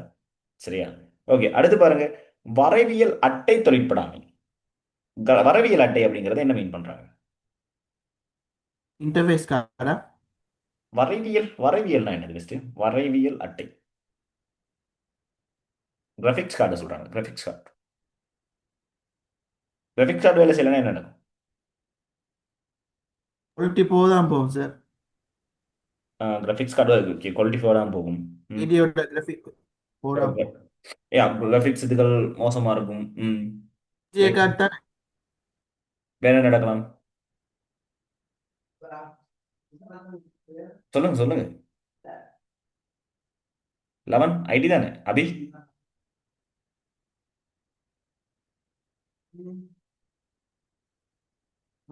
இந்த பாத்தீங்கன்னு சொன்னா இந்த கேம் விளையாடுறாக்கெல்லாம் பாத்தீங்கன்னு சொன்னா ஹை கிராஃபிக்ஸ் இதுகள் தான் தேடி போவானுங்க. ஏன்? த்ரீ டி அந்த கேமிங் வந்து அந்த நல்ல குவாலிட்டியா இருக்கும், நம்ம 3D இதுக்கெல்லாம் ஈஸியா இது பண்ண முடியும். நல்லா பார்க்கக்கூடிய மாதிரி இருக்கும். சரி. இப்போ கிராஃபிக்ஸ் கார்டு வந்து வேலை செய்யல அப்படின்னு சொன்னா பிரதானமா என்ன நடக்கலாம்? ஃபர்ஸ்ட் கணினி திரை வந்து வராமல் போகலாம். ஸோ டிஸ்ப்ளே வராம இப்போ நீங்க ஸ்டார்ட் பண்ணும்போது டிஸ்ப்ளே வராமல் போகும். ஸோ இந்த மாதிரியான இதுகள் வந்து கிராஃபிக்ஸ் கார்டில் பிரச்சனை இருந்தால் வரும். சரியா. அடுத்து ஸ்க்ரீன் வந்து இல்லாட்டி கோடு கோடு கோடு மாதிரி வந்த மாதிரி, வேற இல்லாட்டி கருப்பா ஃபுல்லாகவே இந்த ஸ்க்ரீன் வந்து கருப்பான மாதிரி, ஸோ அப்படியெல்லாம் ஆகுறது வந்து கிராஃபிக்ஸ் கார்டு தான். ஓகே. ஸோ அடுத்து பாருங்க, தாய்ப்பலகை தொழிற்படாமை. மதர்போர்ட். மதர்போர்ட். ஒரு ஃபோனில் மதர்போர்டு வந்து வேலை செய்யல அப்படின்னு சொன்னா என்ன நடக்கும்?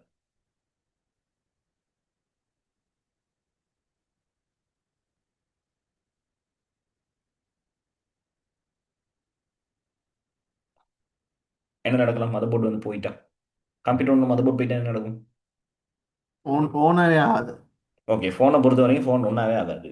சரி, அப்போ அதே தான் நீங்கள் நடக்கும். என்ன செய்யாது? பவர் ஒன்றும் ஆகவே ஆகாது. சரி, கம்ப்யூட்டர் என்ன செய்யாது?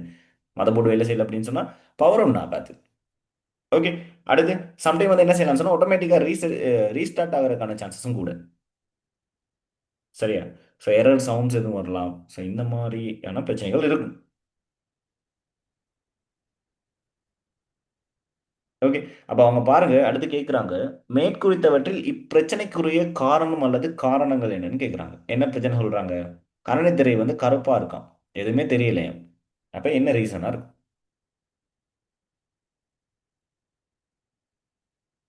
கணினித்திரை ஓப்பன் ஆகல. மதர்போர்ட் தொழிற்படாமை. ஓகே, மதர் போர்டு ஒன்று வேலை செய்யாம இருக்கலாம். அப்புறம் கிராஃபிக் கார்டும் என்ன செய்யலாம்? கிராஃபிக் கார்டும் என்ன செய்யலாம்? வேலை செய்யாம இருக்கலாம். ஓகே, எத்தனையாவது ஆன்சர்? நான்காவது ஆன்சரா இருக்கும்.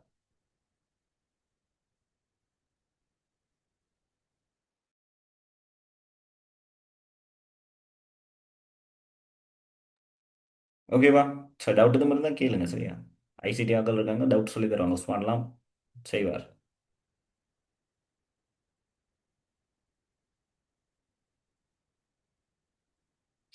ஓகே, அடுத்து முறைமை மீள்நிலைப்படுத்தும் புள்ளியை சிஸ்டம் ரீஸ்டோர் பாயிண்ட் சரியா பயன்படுத்தி கணனி முந்தின நிலைமைக்கு கொண்டு வரப்படத்தக்கது. கணனி முந்தைய நிலைக்கு சரியா, முந்தைய நிலைக்கு அதான் சொல்ல வராங்க, முந்தைய நிலைக்கு நிலைமைக்கு கொண்டு வரப்படத்தக்கது.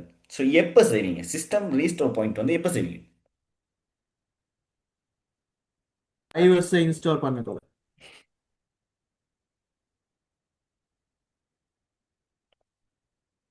என்னது புதுசா டிரைவர்ஸ் வந்து என்ன செய்ய போறீங்க? உள்ளுக்கு போட்டுறீங்க அப்படின்னு சொன்னா அப்ப என்ன செய்வீங்க? நீங்க ரீஸ்டோர் பாயிண்ட் வந்து செய்வீங்க சரியா?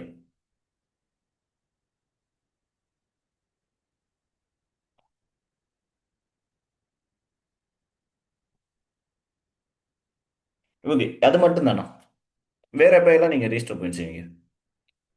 விண்டோஸ் ஓகே, விண்டோஸ் அப்டேட் செய்ய முன்னுக்கு செய்யணும், கட்டாயம் செய்வீங்க. ம், வேற?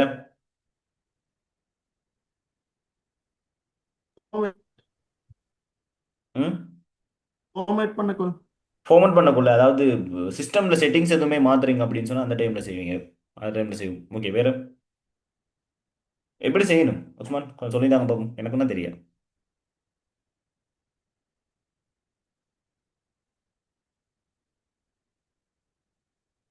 விண்டோஸ் அப்டேட் வெர்ஷனை இன்டர்நெட்ல தேடி எடுக்கிற சார் நான். ஓகே. அதுபோல் ஒன்றா டவுன்லோட் பண்ணுறேன். ஓகே. ஃபைலை ஃபைல் டவுன்லோட் பண்ணி அதை எக்ஸ்ட்ராக்ட் பண்ணுறேன். எக்ஸ்ட்ராக்ட் பண்ணின பிறகு அதை இன்ஸ்டால் பண்ணுறேன். ம். இன்ஸ்டால் பண்ணின பிறகு அதோட டீட்டெயில்ஸ் எல்லாம் வாசிக்கிறேன். வாசித்து அதை அக்செப்ட் பண்ணி கொண்டு போயிட்டு கடைசிக்கு அதை இன்ஸ்டால் பண்ணிட்டு அதில் ஓப்பன் ரன் எஸ் அட்மினிஸ்ட்ரேட்டர் கொடுக்குறேன். ஓகே, அது விண்டோஸ் இன்ஸ்டால் தானே? இந்த சிஸ்டம் ரீஸ்டோர் பாயிண்ட் எப்படி செய்வீங்க கேட்குறேன்.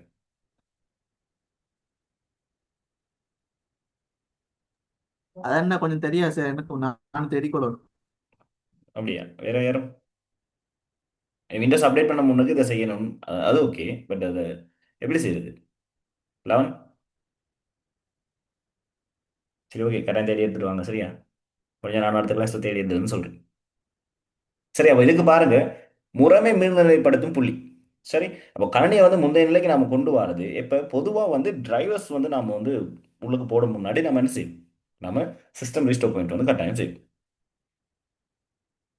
ஓகேவா? அப்போ 29வதுக்கு எத்தனையாவது ஆன்சர்? மூன்றாவது ஆன்சர்.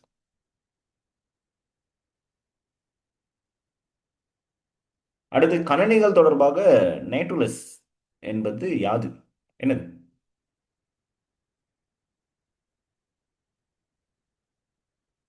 File manager. அது வந்து என்னது நேட்டுலஸ் அப்படிங்கிறது? ஃபைல் ஃபைல் மேனேஜ்மெண்ட்ல மேனேஜ். வரும். ஓகே, வலைமையிலோட வெப் ப்ரௌசர் அப்படிங்கிறதுக்கு உதாரணம்னு சொல்லுங்க. என்னது சொல்லலாம்? சஃபாரி, ஒபேரா, பேரா? ஃபயர்ஃபாக்ஸ். ஓகே, ஃபயர்பாக்ஸ் இதெல்லாம் வந்து வெப் ப்ரௌசர், அதாவது வலைமேலோடு நம்ம ஏதாவது தேடுறதுக்காக பயன்படுத்தக்கூடியதாக இருக்கும். ஓகே, வன்பொருட் சாதனம் அப்படின்னு சொன்னா என்னவா இருக்கும்? மவுஸ், வன்பொருட் சாதனம். மொனிட்டர், ஓகே, அடுத்து பணி செயல்முறைமை. ஃபெடோரா, விண்டோஸ், விண்டோஸ் பணி செயல்முறைமை. ஓகே, அடுத்து ஒரு லினக்ஸ். திறந்த ஆதார கோப்பு முகாமையாளர்.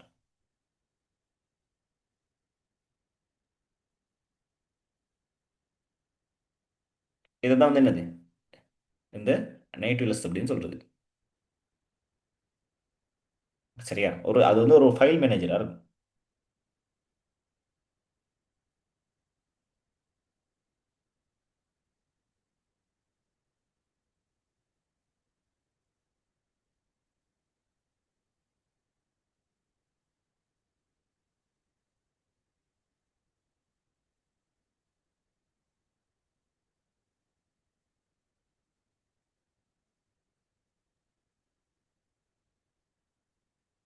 ஓகே, இது எங்க இருக்கும்? எதுல இருக்கும் நேட்டிவ்லெஸ் அப்படிங்கிறது?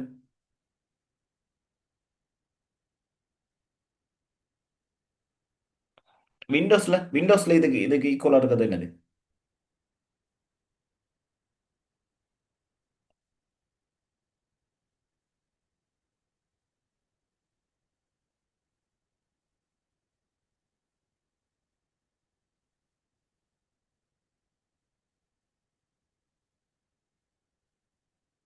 சரியா, நெட்லிஸ் அப்படிங்கிறது பாருங்க பொதுவா வந்து இந்த லினக்ஸ்ல பயன்படுத்தக்கூடியது. சரியா, லினக்ஸ்.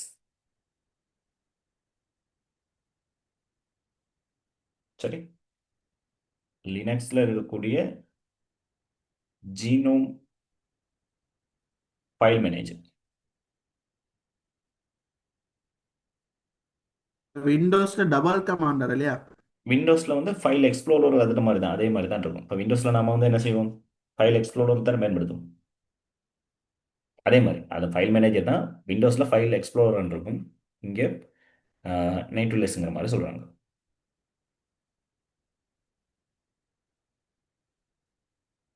ஓகே, அடுத்து 31க்கு. ஐ திங்க் இது வந்து வேர்ட்ல இருந்து வருதுன்னு நினைக்கிறேன். அடுத்தது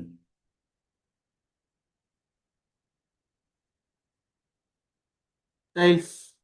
என்னது பாருங்க. புத்தகம் ஒன்றில் உள்ள எல்லா பிரதான தலைப்புகளும் ஒரே வடிவில் இணக்கமான வடிவமைப்பை பிரயோகிப்பதற்காக பயன்படுத்தப்படும் சொல் முறை வழிப்படுத்தல் மென்பொருளில் உள்ள அம்சம் யாது? ஸோ எல்லா ஹெடிங்கையும் வந்து என்ன செய்யணும்? ஒரே வடிவமைப்புக்கு வந்து ஒரே ஃபார்மட் இதில் கொண்டு வரணும் அப்படின்னு சொல்றாங்க. இதுக்காக வேர்டில் வந்து இருக்கக்கூடிய என்ன அம்சம்னு கேட்குறாங்க. என்ன அம்சம்? எல்லாத்தையும் ஒரே வடிவத்துக்கு கொண்டு வரதுக்காக நம்ம பயன்படுத்தக்கூடியது என்ன செய்வோம்?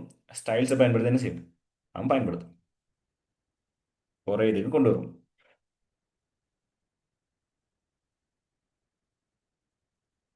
அடுத்து வடிகட்டிக்கிற ஃபில்டர்ஸ் அப்படிங்கிறது என்னது சொல்ல வராங்க?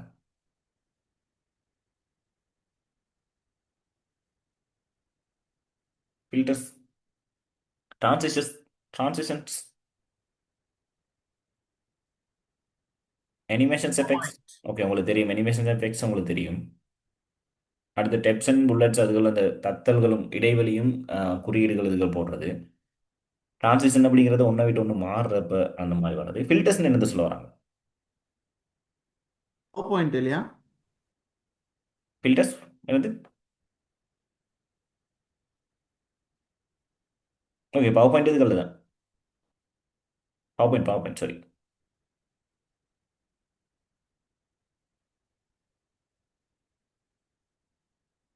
ஓகே, இதை வந்து தேடிட்டு வாங்க. சரியா, ஃபில்டர்ஸ்னு என்னது சொல்ல வராங்கன்னு சொல்லி. சொல் முறைவரிப்படுத்தல் மென்பொருள்.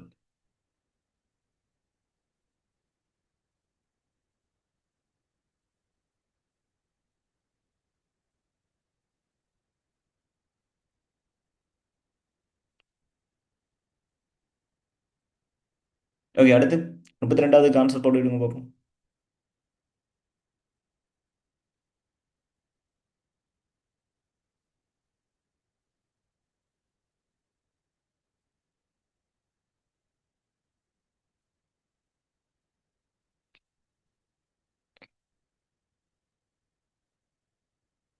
ஓகே, பாருங்க கேள்வி பார்ப்போம்.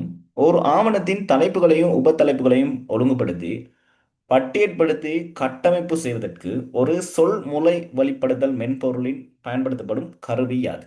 ஓகே, முக்கியமான ஒரு விஷயம். தலைப்பையும் உபத்தலைப்பையும் வந்து ஒழுங்குபடுத்தி அந்த அந்த வேர்ட் அந்த எத்தனை பக்கம் இருக்குங்கிற மாதிரி எல்லாம் போடுறதுக்காக நான் பயன்படுத்தக்கூடிய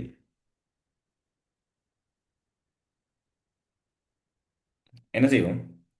table of concern contents. Okay, பொருள் அடக்கம். ஓகேவா, இதே ஒரு கஷ்டமான வேலை தான். இப்போ நாங்களாம் வந்து என்ன செஞ்சிட்டோம் அப்படின்னு சொன்னால், எங்களோட ரிசர்ச் வந்து செய்யும்போது நம்ம ஃபஸ்ட்டே கொடுக்கணும். டேபிள் ஆஃப் கண்டென்ட் வந்து ஃபுல்லாக கொடுக்கணும். என்னென்ன இருக்குது, எத்தனை பேஜில் இருக்குது அப்படின்னு சொல்லி சரியாக கொடுக்கணும். ஓகேவா, So அது கொஞ்சம் ஆட்டோமேட்டிக்காகவே சரியாக செஞ்சால் பிரச்சனை இல்லை. சரியாக ஆட்டோமேட்டிக்காகவே நீங்கள் அங்கே அட்ஜஸ்ட் பண்ணும்போது இங்கே முன்னாடியே வந்து என்ன செஞ்சிடும், அந்த பேஜ் நம்பரோட ஓட்டோவாக அட்ஜஸ்ட் ஆகிடும். சில பேர் என்ன செய்வாங்க அப்படின்னு சொன்னால் டைப் பண்ணி எடுக்க பார்ப்பாங்க. ஸோ அது கொஞ்சம் கஷ்டமாக இருக்கும். சரியா, நம்ம பார்த்து வைங்க, அதெல்லாம் தேவைப்படும். ஓகே, இடெக்கோ பிடெக்கோ எல்லாருக்கும் தேவைப்படுற ஒரு விஷயம். ஓகே, 33க்கு.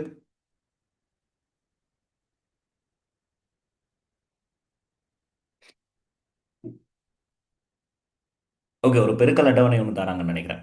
பாருங்க, ஒரு விரிதாளில் உள்ள பின்வரும் 4 தர 4 பெருக்கல் அட்டவணையை ஒரு 12 தர 12 பெருக்கல் அட்டவணையாக விரிவாக்க வேண்டியுள்ளது. ஓகே, விரிவாக்க போறாங்களாம். சரியா?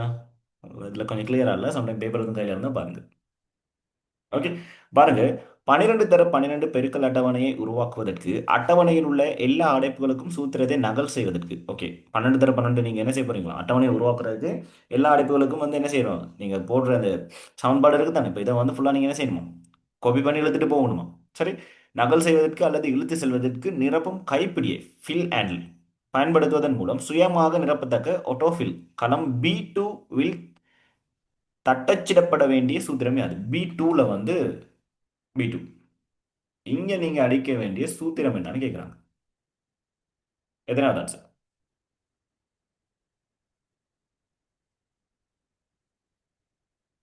ஒரு A2 இன்ட்டு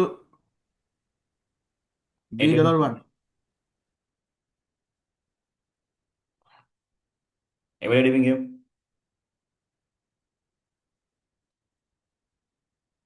ஃபுல்லா பெருக்க போறோம். ஓகே, இப்போ இந்த இடத்துல நம்ம அடிக்கும்போது என்ன செய்யணும்? எதை பெருக்கணும்? இந்த இடத்துக்கு வர்றத ஆன்சர் எப்படி இருக்கும்? இங்கேயும் இங்கேயும் உள்ள வர பெருக்குனா இங்க இருக்கும். சரி, அதை எப்படி அடிப்பீங்க? A2 இன்டூ அதுக்கடுத்து B1 வரும்.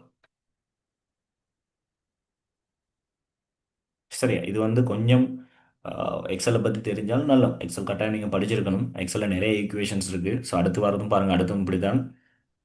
நிறைய இருக்குது, கூட்டுறது பிரிக்கிறது நிறைய இருக்குது. எக்ஸல் கட்டாயம் எல்லாருமே இப்போ தெரிஞ்சிருக்க வேண்டிய ஒரு விஷயம். சாதாரணமாக எல்லாமே நீங்கள் தொழில்துறைக்கு வந்து போனீங்க அப்படின்னு சொன்னால் பேசிக்காகவே உங்களுக்கு பவர் பாயிண்ட், அடுத்து வேர்ட், அடுத்து எக்ஸல் வந்து கட்டாயம் தெரிஞ்சிருக்கணும். சரி, அது தெரியலன்னு சொன்னால் இப்போ உள்ள நிலைமைக்கு வெளியில் வந்து ஒரு வேலையை வந்து செய்கிறது கஷ்டமாக இருக்கும். சரி, ஸோ எக்ஸாமுக்காக இதை நார்மலாக படிங்க. அப்படி வெளியில் வந்து நீங்கள் என்ன கட்டாயம் இது முடிய இதுக்கான தனியாக ஒரு கோர்ஸ் போனாலும் பரவாயில்ல. சரியா? முடிஞ்ச வரைக்கும் ஐசிடியில் ஐசிடின்னு சொன்னால் என்விக்யூ லெவலில் எடுக்கு. ஓகே, 33 அப்போ மூன்றாவது ஆன்சர்.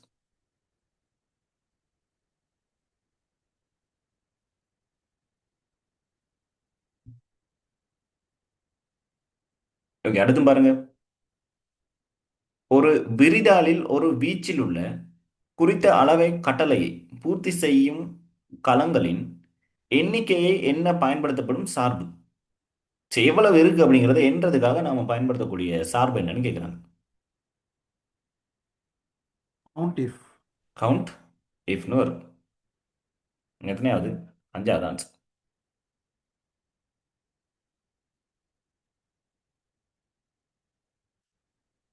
ஓகே, அடுத்து பாருங்க. ஒரு முன்வைப்பு மென்பொருளில் பிரயோகத்தில் ஸ்லைட் டிரான்சிஷன் நோக்கம் யாது? ஸோ ஸ்லைட் டிரான்சிஷன் அப்படிங்கிறதுல நோக்கம் என்னது? ஒரு பிரயோகம் அதாவது பவர் பாயிண்ட் ப்ரெசன்டேஷனில் ஸ்லைட் டிரான்சிஷன் அப்படிங்கிறதுல நோக்கம் என்னன்னு கேட்குறாங்க.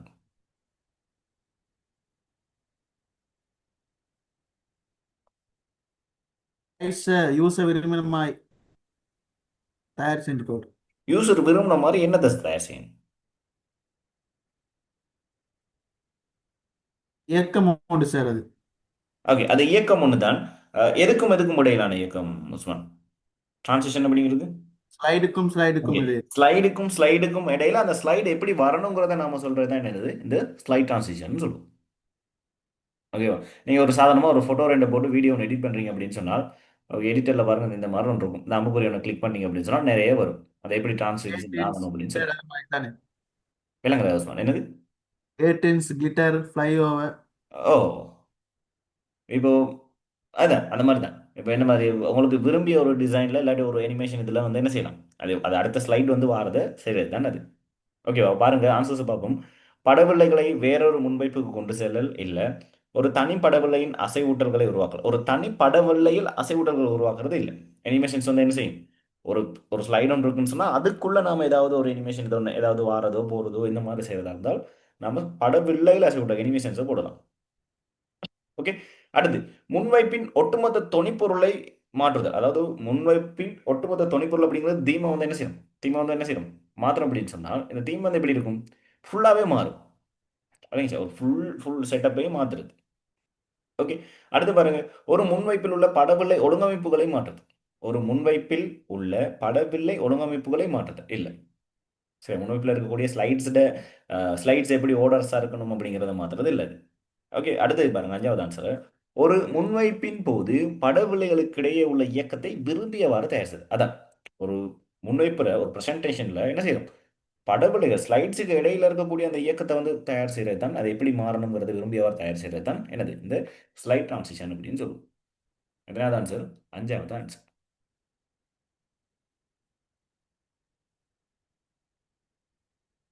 ஓகே, அடுத்து சொல்லுங்க பாப்போம், டிஎன்எஸ்னா என்னது?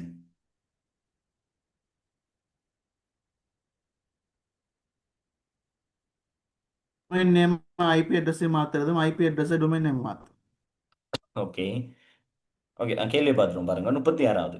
ஹெர்பனட் விருத்திக்கும் நியம வளவாக்கத்திலும் பயன்படுத்தப்படும் அடிப்படை வலையமைப்பாக்க நடப்பொழுங்கு யாது?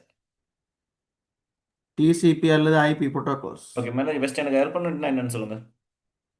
Advance research project agency network. ARPANET என்னது? யூஎஸ் டிஃபென்ஸ் மிலிட்டரியால இன்டர்நெட்டுக்கு முதல்ல உருவாக்கின ஒரு சின்ன வலையமைப்பு சார். ஓகே, ஆரம்பம், அதாவது இன்டர்நெட்டுக்கான அடிப்படையே வந்து என்னது? இந்த ஹெர்பனட் தான்.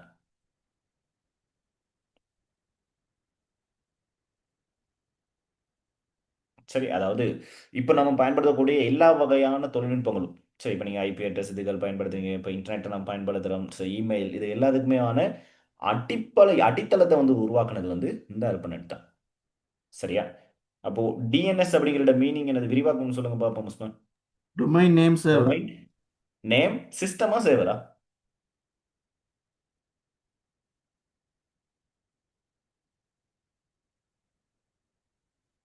டொமைன் நேம் சிஸ்டமா சேவரா? சிஸ்டம்னு நினைக்கிறேன், பட் ஒரு ஐடியாவை கொஞ்சம் செக் பண்ணி பாருங்க. System sir, sorry. சிஸ்டம் தானே? ஓகே, சிஸ்டம் அதாவது என்னது, ஐபி அட்ரஸோட ஐபி, அதாவது என்னது, நீங்க பயன்படுத்தக்கூடிய பெயர்களை என்ன செய்யும், ஐபி அட்ரஸ்க்கு மாற்றுறது, ஐபி முகவரிக்கு மாற்றும் ஒரு அமைப்பு தான் என்னன்னு சொல்லுவோம், டிஎன்எஸ் அப்படின்னு சொல்லுவோம். ஓகே, அடுத்து DHCP. Dynamic host configuration protocol. Okay, dynamic host configuration protocol அப்படின்னு சொல்லுவோம். சரி, இது என்னதுக்காக பயன்படும்? ஐபி அட்ரஸ் செலக்ட் பண்றது. ஓகே, ஐபி அட்ரஸ் இது பண்ணுறதுக்காக பயன்படும்.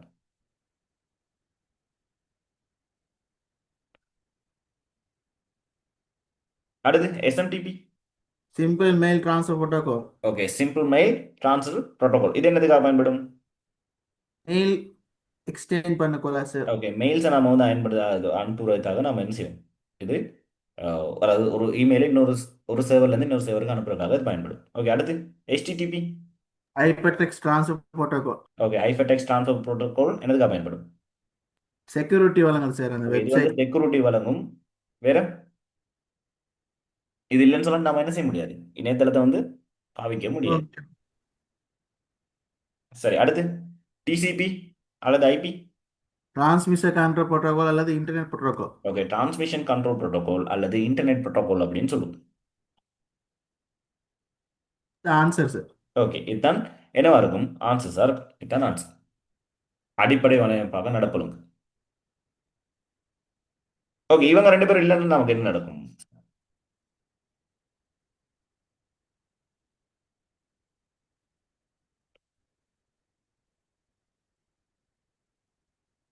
இவங்க இல்லைன்னா என்ன செய்யல, TCP அல்லது IP இல்லைன்னு சொன்னா என்ன முடியாது, இன்டர்நெட் வந்து என்ன செய்ய முடியாது, நம்ம எதையுமே வந்து பயன்படுத்த முடியாது, எதுவுமே இயங்காது.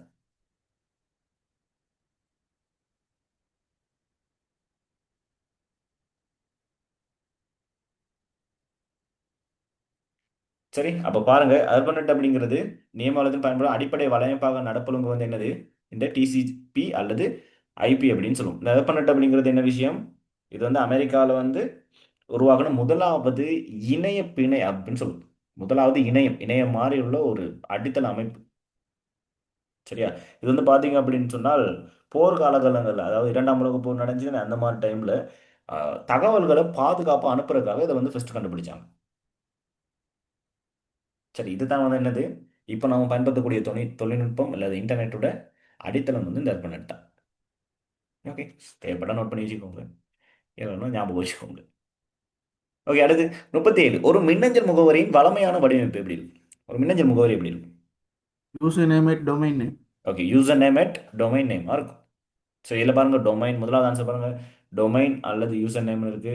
எட் யூசர் நேம் டொமைன் இருக்கு. அடுத்து டொமைன் எட் யூசர் நேம்னு இருக்கு. யூசர் நேம் எட் டொட் டொமைன் இருக்கு. எப்படி வரும்? யூசர் நேம் எட் டொமைன் வரும்.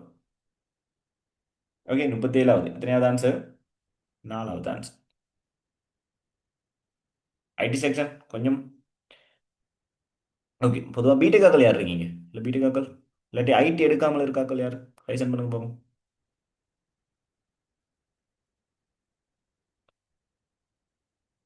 ஐடி இல்லாமல். ஓகே. ஸோ நார்மல் தான். இதில் வந்து சிம்பிளான கேள்வி தான். சரியா? நீங்கள் இதுக்கு முன்னாடி இருக்க பாஸ் பேப்பர்ஸை இப்போ நம்ம படிக்கணும் தானே. இப்போ இந்த மாதிரி ஒவ்வொரு ஆன்சர்ஸையும் கொஞ்சம் தேடி தேடி படிச்சிங்க அப்படின்னு சொன்னால் ஈஸியாக ஸ்கோர் பண்ணிடலாம். சரி, பெருசாக கஷ்டம் இல்லை, ஒன்றுமே இல்லை, சின்ன விஷயம் தான். சரியா? ஓகே. ஸோ பெருசாக பயப்படாதீங்க, செஞ்சிடலாம். சரி. ஸோ ஐடியாக்கள் இதில் 10க்கு 10 டைம் ஸ்கோர் பண்ணணும். இதில் தான் அந்த ரிசல்ட்ஸை ஃபோக்கஸ் பண்ணி இது பண்ணிடலாம். ரிசல்ட்ஸை கொண்டு வரது உங்களுக்கு இதுதான். சரி. அடுத்து மேக்ஸும் ஃபிசிக்ஸும் இடெக்காக்கள். இடெக்காக்கள் மேக்ஸ் ஃபிசிக்ஸில் விடவே கூடாது. அடுத்து ஐடி. இந்த 3 செக்ஷனையும் சரியாக அடித்தாலே 30 கேள்வி சும்மா அழகாக ரிசல்ட்ஸ் வரும். அடுத்து கெமிஸ்ட்ரி பக்கம் நார்மல் அடித்தாலே போதும். சரியா? அப்போ சாய்ஸ் பண்ணி படிக்கணும். நல்லா செய்ய பாருங்க. ஓகே, அடுத்து ஃபிசிக்ஸ் பக்கம் போவோம். 38வது. வேலையின் அழகு யாது?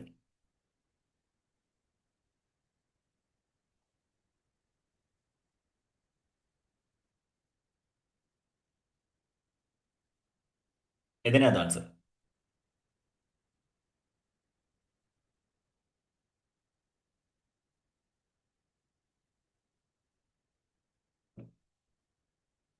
கிலோகிராம் மீட்டர் வர்க்கம் செகண்ட் மைனஸ் டூ. ஓகே, பாப்போம். வேலையின் அழகு. சரி, வேலை அப்படின்னு சொன்னது, வேலை அப்படிங்கிறது என்ன சொல்லுவோம்? வேலை சமன் எப்படி இருக்கும்? விசைத்தர விசையின் திசையில் அசைந்த தூரமா இருக்கும். எஃப் அப்படிங்கிறது எப்படி இருக்கும்? M AR. சரி, எம்ங்கிறது என்னது? கிலோகிராம். ஓகே, ஏங்கிறது என்னது? Metre second minus two. அடுத்து டிங்கிறது என்னது? டிஸ்டன்ஸ், தூரமா இருக்கும், மீட்டர்ல வரும். ஓகே, அப்போ எப்படி வரும்? கிலோகிராம் மீட்டர் வர்க்கம் செகண்ட் மைனஸ் டூன்னு வரும். எத்தனையாவது ஆன்சர்? நல்லா சார். நாலாவது ஆன்சர். ஓகே, அடுத்த கேள்விக்கு ஆன்சர் போட்டு விடுங்க.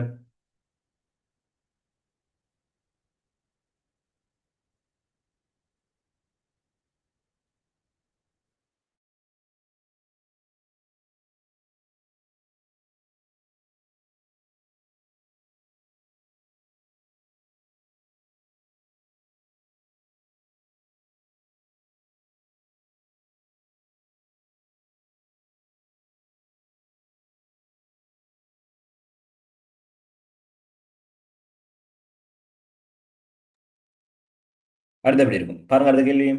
தேயிலையை நிறுத்து பொதி செய்யும் ABCDE என பெயரிடப்பட்ட சுயாதீனமான 5 தொகுதிகள் உள்ளன. ஒவ்வொரு தொகுதியினதும் நிறை அளவையின் மிகச்சிறிய வாசிப்பும் ஒவ்வொரு தொகுதியினதும் ஒரு தனி தேயிலை பையை செய்து முடிப்பதற்கு எடுக்கும் நேரமும் கீழே காட்டப்பட்டுள்ளன. சரியா? கீழே வந்து ஒவ்வொரு, அதாவது ஒரு அந்த அந்த இடத்துல ஏபிசிடின்னு ஒரு 4 தொகுதி இருக்கணும். சரியா? சரி, 5 இருக்கு. ஒரு 5 பேர் வேலை செய்கிறாங்கன்னு வைங்க. இவங்க அந்த அவங்க வச்சிருக்க அந்த தராசுல இருக்கக்கூடிய மிக சிறிய வாசிப்பு எவ்வளோ மிக சிறிய வாசிப்பு இருக்கோ அதையும் காட்டுறாங்க. அதுக்கடுத்து ஒரு பொதி அதில் செய்யறதுக்காக எடுக்கக்கூடிய டைமையும் காட்டுறாங்க. ஓகே, கீழே பாருங்க. இது என்னது? Blesso minus, Blesso minus 0.03 gram செம்மையுடன், அதாவது இந்த அளவு என்ன செய்யலாம்? கூடலாம் அல்லது குறையலாம். சரியா? செம்மையுடன் 2 கிராம் நிறையுள்ள 1000 தேயிலை பைக்கட்டுகளை செய்து முடிப்பதற்கு பயன்படுத்த வேண்டிய மிக உகந்த தொகுதி யாருன்னு கேட்குறாங்க. மிக உகந்த தொகுதி யாரு? எது? இதுல எதுல செஞ்சா நல்லம்? இந்த 1000 பேக்கெட்டை நம்ம வந்து எந்த தொகுதியில செஞ்சா நல்லம்னு கேட்குறாங்க.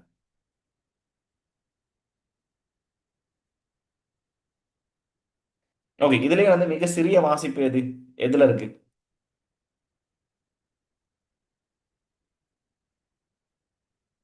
மிக சிறிய வாசிப்பு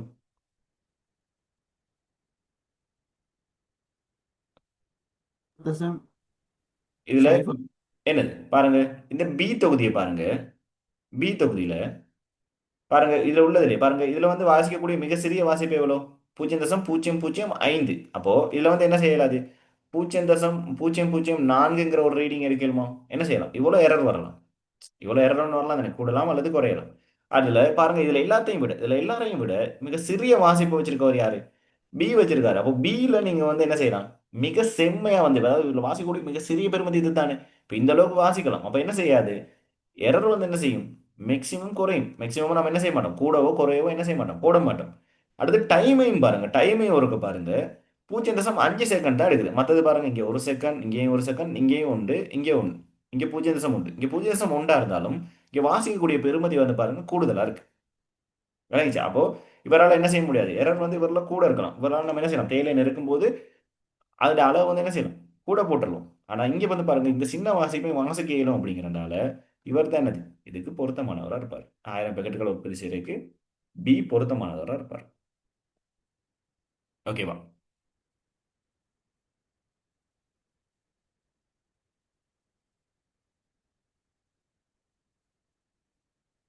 சரியான கழுது.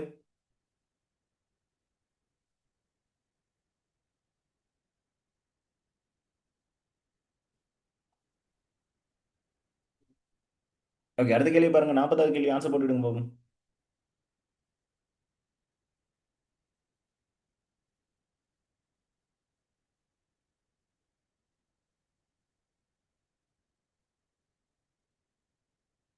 பாருங்க, ஒரு கார் ஒரு நேர்கிடை வீதியில் 20 மீட்டர் செகண்ட் மாறா, சாரி, 20 மீட்டர் செகண்ட் -1 மாறா வேகத்துடன் செல்கின்றது.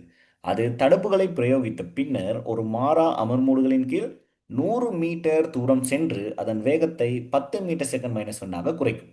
காரின் அமர்மூடுகள் யாது? கார்ட அமர்மூடுகள் என்னன்னு கேட்குறாங்க. ஓகே, என்ன சமன்பாடு?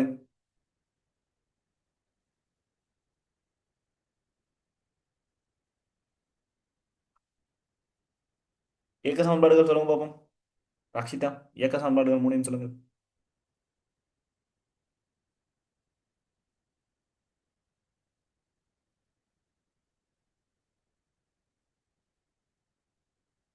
V வர்க்கம் சமன் U வர்க்கம் சக 2AS.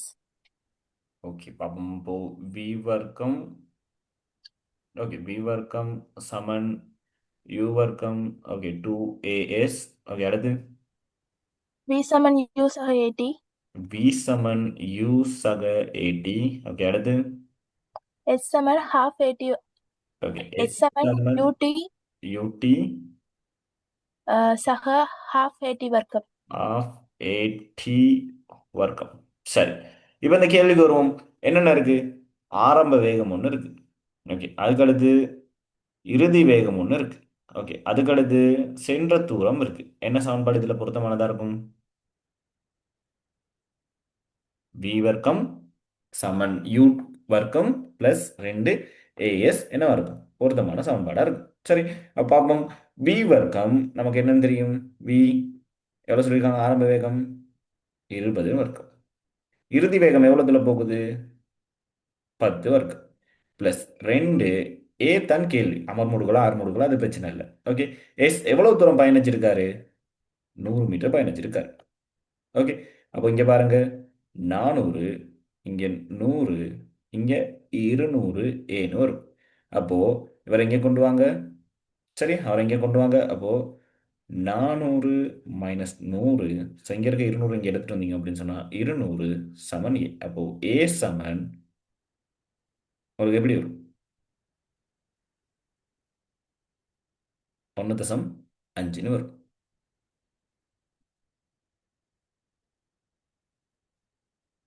சரியா? சரி, நான் இதை மாத்தி போட்டேன்னு நினைக்கிறேன். நீங்க இந்த பக்கம் போட்டிருந்தீங்கன்னா சரி.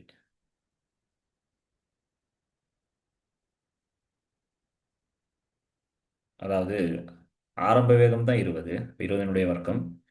இறுதி வேகம் 10. சரி, அப்போ 100 இங்கே வந்திருக்கும், 400 இங்கே வந்திருக்கும். சரி, அப்போ மறை 1.5 மீட்டர் செகண்ட் -2. சரியானாக்கள் உஸ்மான்? Okay sir. ஓகே, சரி, இயக்க சமன்பாடுகள் பாடமாக்கி வச்சுக்கோங்க. சரி, கட்டாயம் தேவைப்படும்.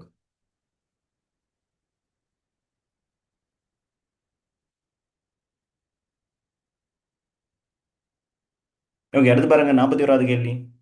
ஒரு மையப்பூச்சிய கல்வனோமான் உடன் தொடுக்கப்பட்ட ஒரு நிலைத்த சுருளும் ஒரு அசைக்கத்தக்க காந்தமும் உருவில் காட்டப்பட்டுள்ளன. பின்வரும் நிலைமைகளை கருதுக. சரி, ஏ சொல்றாங்க பாருங்க, காந்தம் சுருளை நோக்கி விரைவாக அசைக்கப்படுகின்றது. பி சொல்றாங்க, காந்தம் சுருளினுள்ளே நிலையாக வைக்கப்பட்டுள்ளது. சி சொல்றாங்க, சுருளினுள்ளே இருக்கும் காந்தம் விரைவாக வெளியே இழுக்கப்படுகின்றது. ஓகே, மேலுள்ள எந்த நிலைமையில் அல்லது நிலைமைகளின் கீழ் கல்வனோமானியில் திரம்பல் திரம்பல் இல்ல திரும்பல் ஏற்படும் என எதிர்பார்க்கலாம். திரும்பலை தான் அவங்க அப்படி போட்டிருக்காங்க. சரியா? பாருங்க, ஒரு எனக்கு கல்வனோமானியெல்லாம் விட்டுரும்.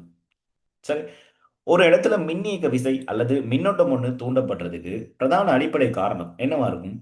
ஒரு கடத்தி சுருள் இருக்குன்னு அப்போ இதுல அசையக்கூடிய காந்தப்புலம் ஒன்று இருந்துச்சு அப்படின்னு சொன்னா, அசைகிற காந்தப்புலம் ஒன்று இருந்துச்சுன்னு சொன்னால் அந்த இடத்துல என்ன இருக்கும்?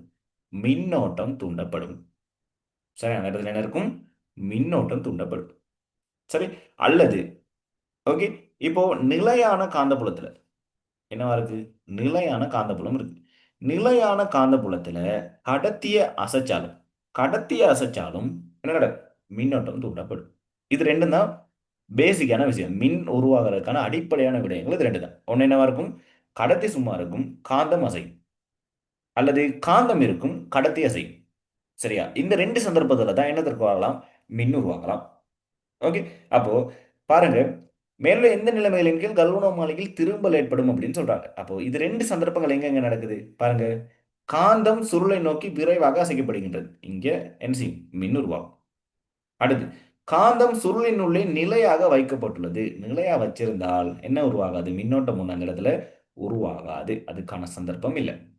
ஓகே, சி பாருங்க, சுருளின் உள்ளே இருக்கும் காந்தம் வெளியே இழுக்கப்படுகின்றது. அப்போ சுருளுக்குள்ள காந்தத்தை கொண்டு போய் என்ன செய்யும்? இது வெளியில இழுக்கப்படுது. அப்ப அங்கேயும் என்ன உருவாகும்? மின் உருவாகும். ஓகே, அப்ப பாருங்க, எத்தனையாவது ஆன்சர்? ஏயும் சியும். எத்தனையாவது ஆன்சர்? மூன்றாவது ஆன்சர். சரியானாக்கள்?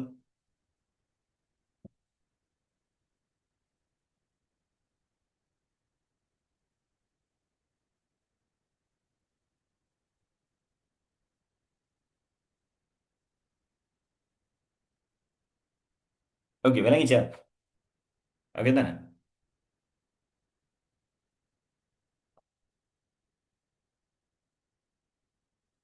பாருங்க, அடுத்த கேள்வி பார்ப்போம். 42வது.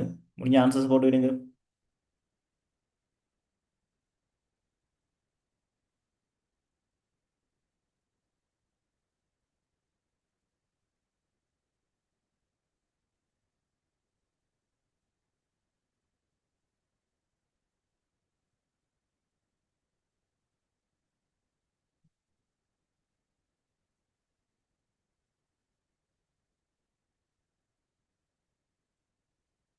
ஓகே, 42வது கேள்வி பாருங்க. உருவில் 5 சென்டிமீட்டர் அகலமும் 20 சென்டிமீட்டர் நீளமும் உள்ள ஒரு சவர்க்கார கட்டி காட்டப்பட்டுள்ளது. ஓரத்தடிப்பு 0.05 மில்லிமீட்டர் ஆக உள்ள ஒரு கத்தியை பயன்படுத்தி அதனை ஏபி வழியே வெட்டுவதற்கு குறைந்தபட்சம் 10 நியூட்டன் விசை தேவைப்படுகின்றது. அதே கத்தியை பயன்படுத்தி அதனை சிடி வழியே வெட்டுவதற்கு தேவைப்படும் குறைந்தபட்ச விசை யாது? ஓகே, பாருங்க, எவ்வளவு ஈஸியான கேள்வி பாருங்க. இந்த 5 சென்டிமீட்டர் இதுல வெட்டுறாங்களாம், எவ்வளவு தேவைப்படுதாம்? 10 நியூட்டன் தேவைப்படுதாம். இப்ப இதே கத்தியை பயன்படுத்தி சில இருந்து டிக்கு வெட்டுறாங்க. எவ்வளவு தூரம் வெட்டுறாங்க? 20 வெட்டுறாங்க. இது 5 சென்டிமீட்டர் அப்படின்னு சொன்னா இதை விட இது எத்தனை மடங்கு? 4 மடங்கு அதிகம். அப்போ 4 தர 10 எவ்வளவு வரும்? 40 நியூட்டன் வரும். எத்தனையாவது ஆன்சர்? மூன்றாவது ஆன்சர். வேற எவ்வளவு ஈஸியான கேள்வி. எல்லா பேப்பர்லாம் இப்படித்தான் இருக்கும். பட் என்னன்னா, அந்த இடத்துல என்னடா இப்ப யோசிப்பீங்க, என்னன்னு போயிட்டு என்ன இவ்வளவு ஈஸியா அப்படியெல்லாம் கேள்வி வருமா அப்படின்னு யோசிச்சுட்டு இருப்பீங்க. சரியா? கேள்வி எப்படி வரும்? அந்த எக்ஸாம் ப்ரெஷரை ஹேண்டில் பண்ண தெரிஞ்சால் ஓகே. ஓகே, அடுத்த கேள்வியும் இப்படி இல்லை. பார்க்க கொஞ்சம் இதாக இருக்கும், கஷ்டமா இருக்கும், ஆனால் ஈஸியானது. 43வது ஆன்சர் போடுங்க பாப்போம்.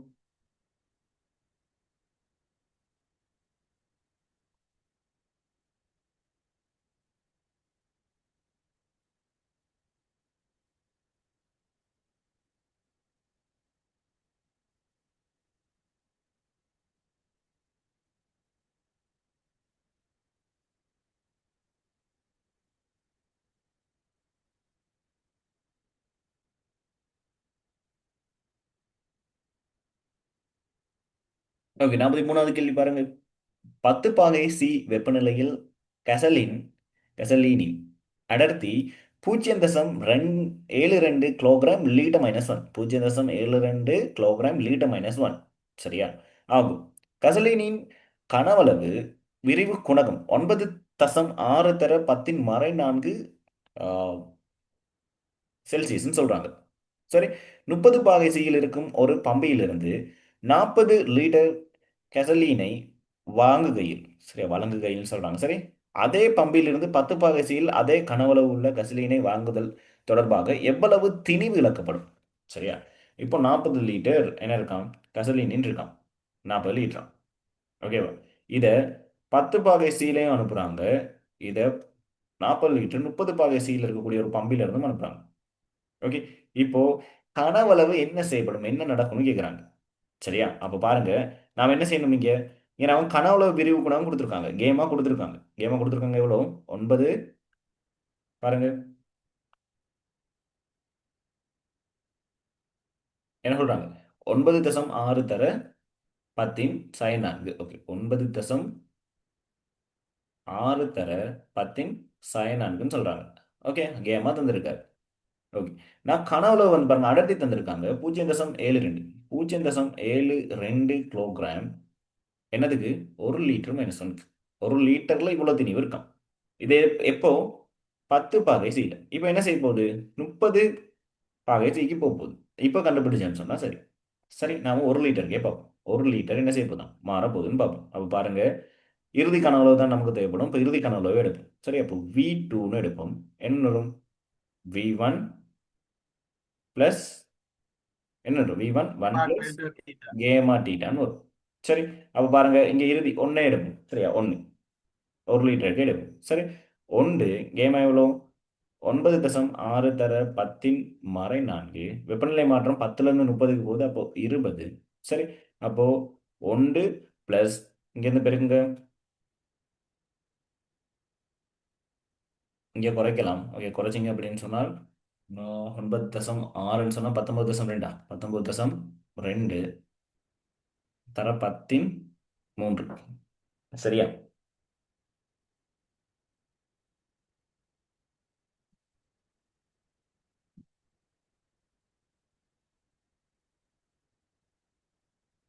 ஓகே. இப்போ எப்படி வரும், இது அப்படி இதாகுங்க, 3 -3 தானே. அப்போ 1 2 3 கொண்டு வந்தோம் அப்படின்னு சொன்னால் 1.0192 இருக்க போகுது. அதாவது என்னது, கனவளவு என்ன செஞ்சிருக்கு, அதிகரிச்சிருக்கு. கனவளவு அதிகரிக்குது. அப்போ அடர்த்தி பாருங்க, அடர்த்தி சமன் என்னன்னு வரும், திணிவின் கீழ் கனவளவு. சரி, அப்போ அடர்த்தி புதிய அடர்த்தியா தான் இருக்கும். பாருங்க, கிலோகிராம்ல மாற்றமும் இருக்காது, திணிவுல எந்த ஒரு மாற்றமும் இருக்காது. ஓகே, அப்போ திணிவு அதே தான், 0.72. விளங்கி சார், கனவுளவு என்ன செய்யுது, மாற்றம் இருக்கு. அடுத்து சார், எனவே சமன் திணிவின் கனவு தானே. அடர்த்தி சமன் கீழ் ரெண்டு வந்து அடர்த்தி தானே, ஓ, திணிவுக்கு போட்டிக்கிறீங்க. இல்ல நான் சொல்றேன், திணிவு ஃபர்ஸ்ட் அடர்த்தியை கண்டுபிடிச்சிட்டு அடர்த்தியில என்ன மாற்றம் வருதுன்னு பார்த்துட்டு அதை வச்சு செய்யலாம். நான் அடர்த்தியில் என்ன மாற்றம் இருக்குன்னு பார்ப்போம். சரிம்மா, அது செய்யலாம், பிரச்சனை இல்லை. ஏன்னா இங்கே நீங்கள் கனவுல கண்டுபிடிச்சிருக்கீங்க, அடர்த்தி இருக்கு, மாற்றியும் செய்யலாம், பிரச்சனை இல்லை. ஓகேவா, அப்போ பாருங்க, இந்த இடத்துல கனவுளவு 1.01992 வருது. ஓகே, இப்போ புதிய அடர்த்தி எவ்வளோன்னு சொல்லுங்க, புதிய அடர்த்தி.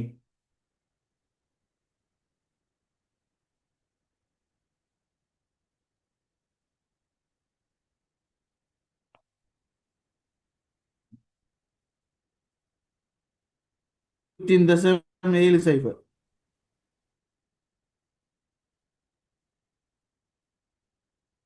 ஓகே, எவ்வளோ வரும், புதிய அடர்த்தி 0.7064ன்னு வருது. சரி, கிலோகிராம் பெர் லிட்டர்னு வரும், பெர் லிட்டர். அப்போ புதிய அடர்த்தி என்ன செய்யுது, கனவளவு அதிகரிக்கும் போது, சரி, அப்போ வெப்பநிலை அதிகரிக்கும் போது திரவத்தில் என்ன நடக்குது, கனவளவும் அதிகரிக்குது. கனவளவு அதிகரிக்கிறனால என்ன செய்யுது, அடர்த்தி குறைவடையுது. சரி, அப்போ இதோட மீனிங் என்னது, என்ன நடக்குது, 1 கிலோகிராம், அதாவது 1 லிட்டருக்கு என்ன செய்யுது, இந்த அளவு இருக்கு. 1 லிட்டருக்கு என்ன செய்யுது, இதுல இருந்து இந்த அளவு குறைவடையுது. ஓகே. அப்போ மொத்தமா எவ்வளவு எடை இழப்புன்னு தான் கேட்குறாங்க. அப்ப நீங்க என்ன செய்யலாம்? 0.72 அதுல இருந்து 0.7064 கழிச்சிட்டு என்ன செய்யுங்க? மொத்தம் எத்தனை லிட்டர்? 40 லிட்டர் பெருக்கி விட்டீங்கனாலும் வரும் ஆன்சர்.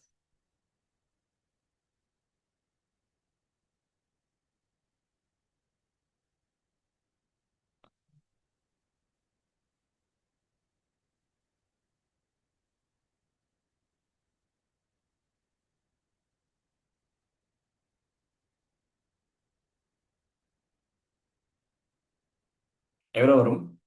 0.544 கிலோகிராம்னு வரும். ஓகே. உஸ்மான் எப்படி செஞ்சீங்க?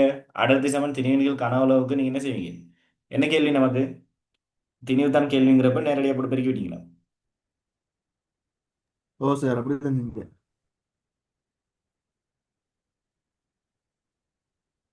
சரி, நான் வேறு முறையில் தான் செஞ்சேன் சார். எப்படி செஞ்சீங்க? வி டீட்டா சமன் V naught gamma theta. Okay.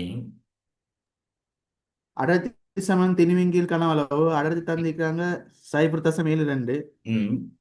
திணிவு 40 லிட்டர் சமன் 40 கிலோகிராம் தானே. திணிவு டேய் அப்படி எடுக்கலாது. 40 லிட்டர் 40 லிட்டர் வந்து 40 கிலோகிராம் இல்லை.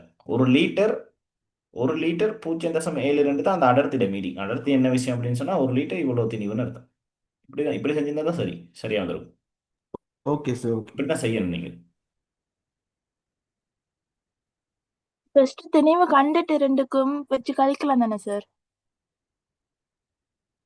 எப்படி திணிவு கண்டுபிடிச்சீங்க? ஃபர்ஸ்ட் பழமொழி விரிவு குணகத்துல வந்து 40.768 வருது. அதாவது V2. ஓகே. இப்ப V1 கனவளவு வச்சு அதுக்கு திணிவு பார்த்தோம்னா அடுத்த சமன் திணிவின் கீழ் கனவளவுண்டா 0.2 தர 40 வரும். ஃபர்ஸ்ட் V1 வந்து 40, அப்ப 28.8 கிலோகிராம் வருது. ம். V2 கனவளவுக்கு பார்த்தோம்னா 0.72 போட்டு 40 40.768 29.4 கிலோகிராம் வருது. அப்ப V2ல இருந்து V1 கழிச்சோம்னா இது அப்படி செய்யலாம். அப்படி சரியா. கழிச்சா 0.5 கிலோகிராம் நேரடியா வரும். ம். பட் அதை விட ஈஸி தானே.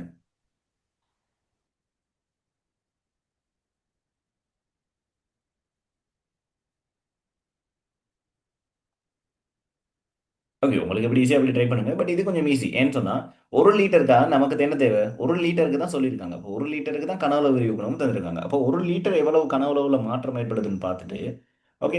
அப்போ அந்த 1 லிட்டருக்கு எவ்வளவு எடை இழக்கும் அப்படின்னு கண்டுபிடிச்சால் ஈஸியா நம்ம என்ன செய்யலாம்? 40 பெருக்கி விட்டா ஆன்சர் இருக்கும். எத்தனையாவது ஆன்சர்? மூணாவது ஆன்சர். சரியான நகல். எப்படி செஞ்சிருந்தாலும் சரியான நகல்.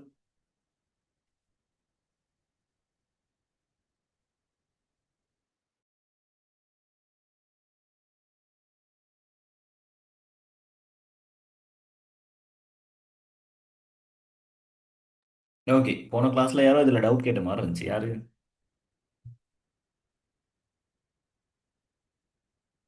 ரக்ஷிதா இல்லாட்டி அபியா?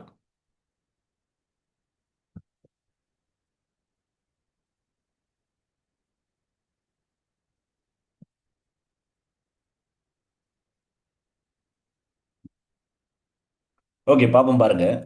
ஒரு வீட்டின் நீர்த்தாங்கியின் வெளிக்குழாயின் உள்விட்டம் 5 சென்டிமீட்டர் ஆகும். உருவில் காட்டப்பட்டுள்ளவாறு நீரின் பாய்ச்சற்கதியை கூட்டுவதற்கு வெளிக்குழாயின் விட்டம் முதலில் 2.5 ஆகவும் பின்னர் 1.25 ஆகவும் குறைகின்றது. குழாயின் உள்விட்டத்தின் மொத்த குறைப்பின் விளைவாக நீரின் கதி எத்தனை தடவை அதிகரிக்கப்பட்டது? இந்த குழாயை குறைக்கிறனா என்ன செய்யலாம்? நீரோட கதியை அதிகரிக்கிறதுக்காக இந்த இடத்துல முதலாவது 5 இருக்காம். ஓகே. அதுக்கடுத்து 2.5ன்னு குறைக்கிறாங்க. ஓகே. அதுக்கடுத்து 1.25ன்னு குறைக்கிறாங்க. அரை அரை வாசியாக குறைக்கிறாங்க. சரியா? என்ன இது இருக்குன்னு கேட்குறாங்க. என்ன சமன்பாடு போடலாம்?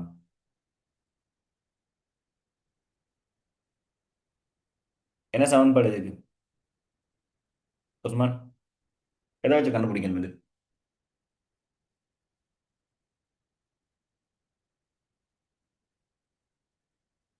பாய்ச்சல் வீதம். என்னது என்ன சமன்பாடு? தொடர்ச்சி சமன்பாடை வச்சு செய்யணும். என்னது A1 V1 V1 equal to A2 V2. 8. இதில் அப்படியே பிரதிக்கிட்டீங்கன்னா சரி, ஒன்றாவது மட்டும் கண்டுபிடிச்சாலும் அடுத்து எத்தனை மடங்குன்னு பார்த்துட்டு நான் இதுல அரைவாசி தானே அதை வச்சு கண்டுபிடிச்சிடலாம். பாருங்க, முதலாவது வந்து பாருங்க, A1 V1 சமன் A2 V2. சரி, A1 எப்படி இருக்கும்? பை ஆர் வர்க்கம் V1 ஒன்று எடுக்கும். ஒன்று எடுத்தால் தான் எத்தனை மடங்கு தானே கேள்வி, ஒன்று எடுக்கும். V1 வந்து ஒன்று, V1 உண்டு. அப்போ A2க்கும் என்ன வரும்? பை ஆர் வர்க்கம் என்னன்னு வரும்? V2ன்னு வரும். V2 தான் கேள்வி. பாருங்க, பை ரெண்டையும் வெட்டிடலாம். ஆர் வர்க்கம் பாருங்க 5/2, 5/2 தர உண்டு. செய்ய ஆர் வர்க்கம் பாருங்க 2.5/2, 2.5/2 என்னது? V2. ஓகே, செய்கையும் பார்த்தீங்க அப்படின்னு சொன்னா என்ன செஞ்சிடலாம்? இந்த அரை இருக்குது, அரை இருக்கனால என்ன செஞ்சிடலாம்? இவங்கள அப்படியே வெட்டிடலாம், ரெண்டெல்லாம் வெட்டிடலாம். ஓகே, பாருங்க, இங்கேயும் 5 25. இவங்க ரெண்டு பேர்த்தையும் பெருக்கிட்டு இங்கே கொண்டு வந்தீங்கன்னா சரி, 4 மடங்கு சார்.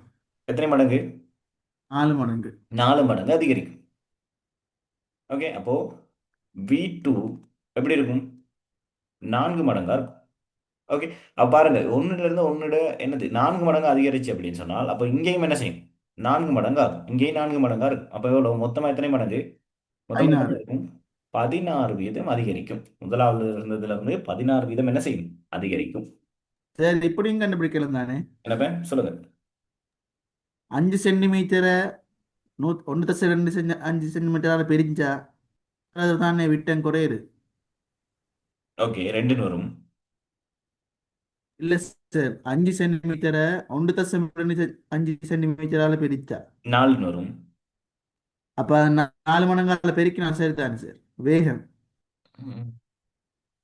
4 மடங்கு வரும். பட் வேகம் எப்படி 4ன்னு கண்டுபிடிப்பீங்க? பரப்பளவு ஓகே, வேகம் விட்டம் குறைய குறைய அமுக்கம் கூடும் தானே சார்? இல்ல, நான் கேட்குறேன் உஸ்மான், இப்போ இதுக்கு ஓகே. இது இப்போ இந்த மாதிரி வேற ஒரு கேள்வி வந்துச்சுன்னு சொன்னா எத்தனை மடங்கால கூடுதுன்னு எப்படி கண்டுபிடிப்பீங்க? 4ங்கிறத எப்படி கண்டுபிடிப்பீங்கன்னு கேட்குறேன். இல்ல இல்லையா சார்?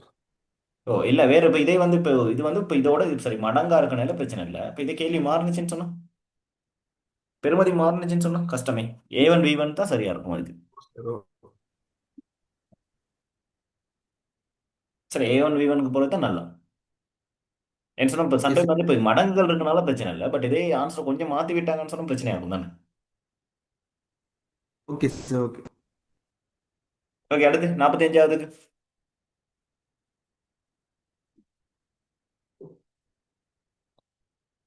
பாருங்க. இந்தியாவினால் உருவாக்கப்பட்ட விண்வெளி கப்பல் சந்திரயான் என்னது? சந்திரயான் 3ன் செலுத்தல் திணிவு 3900 கிலோகிராம் ஆகும்.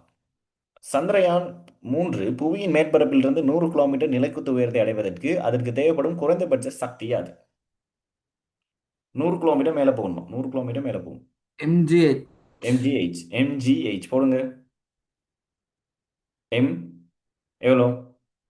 3900. சரி, ஜி 10. ஓகே, ஜிஹெச் வந்து பாருங்க 100 கிலோமீட்டர் என்ன செய்யணும்? மீட்டருக்கு மாறணும். 100 ஒரு கிலோமீட்டர்ல எவ்வளோ எவ்வளோ இருக்கும்? 1000 மீட்டர் இருக்கு. 1000. பாருங்க, இங்க எல்லாமே 3 தசம்னு இருக்கனால 3 தசம்னு போட்டுப்போம். 3.9 1 2 3 4 5 6 7 8 இது தசம் ஒன்று வச்சோம். அப்போ என்னது? 10/9 ஜூ. சரியா? 3.9 10/9 ஜூ. எத்தனையாவது ஆன்சர்? 19 ஜிகா தானே? என்னது? என்ன உஸ்மான்? 19 ஜிகா தானே? 19 ம் மெகாஜிகா.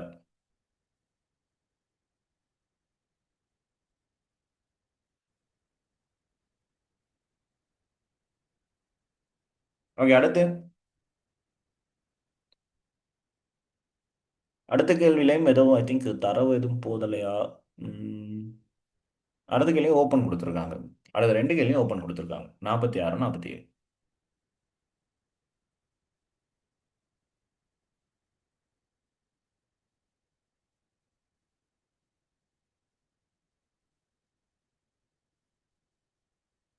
ஓகேவா? 2 கேள்வியும் பார்த்து வைங்க. பட் ஓப்பன் கொடுத்துருக்காங்க. என்ன விஷயம்னு தெரியல. அடுத்து 48வதுக்கு 47வதுக்கு ஆன்சர் வந்துச்சா உஸ்மான்?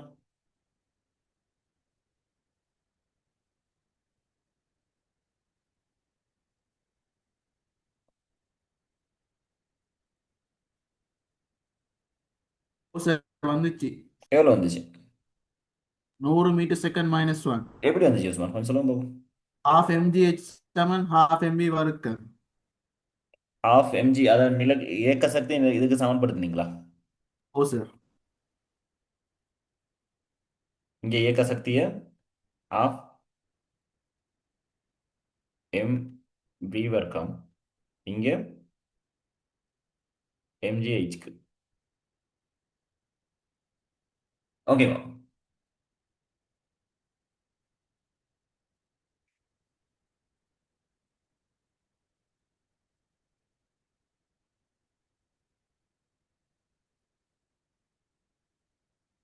சரியானாக்கள்?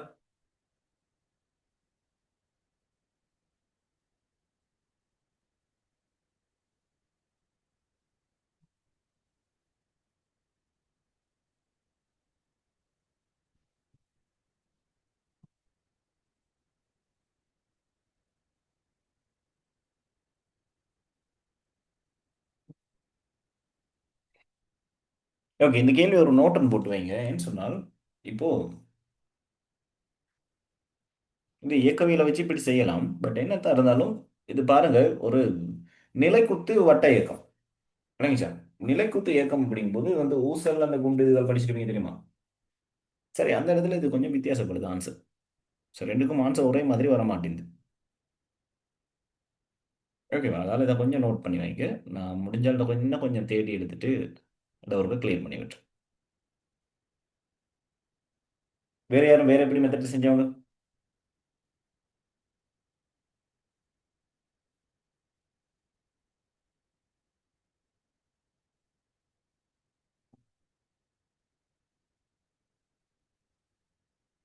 என்னடா அப்ப செய்யலையா? இப்போ இதை பாருங்க, இழுவை அப்படின்னு பார்த்தால் சரியா? ஸோ இங்க அதி உயர் இழுவையா இருக்கும். சரி, அப்போ டி மைனஸ் எம்ஜி எம்வி வர்க்கம் ஆறா இருக்கும்.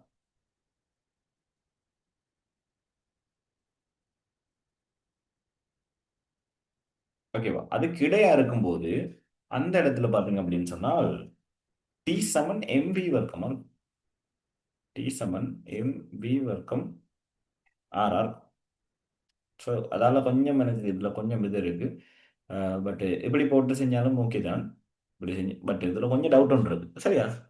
ஏன்னு சொன்னா இப்ப இப்படி செஞ்சுட்டு நீங்க அடுத்த முறை கேள்வி வந்து வட்ட இயக்கத்தோட சம்மந்தப்படுத்தி வரும்போது நீங்க கொஞ்சம் கன்ஃபியூஸ் ஆகிறதுக்கான சான்சஸ் இருக்கு. இதை ஒருக்க நான் இன்னொரு தடவை செக் பண்ணிட்டு உங்களுக்கு சொல்லித்தரேன். என்னோட போட்டு வைங்க. Okay Usman? Yes sir.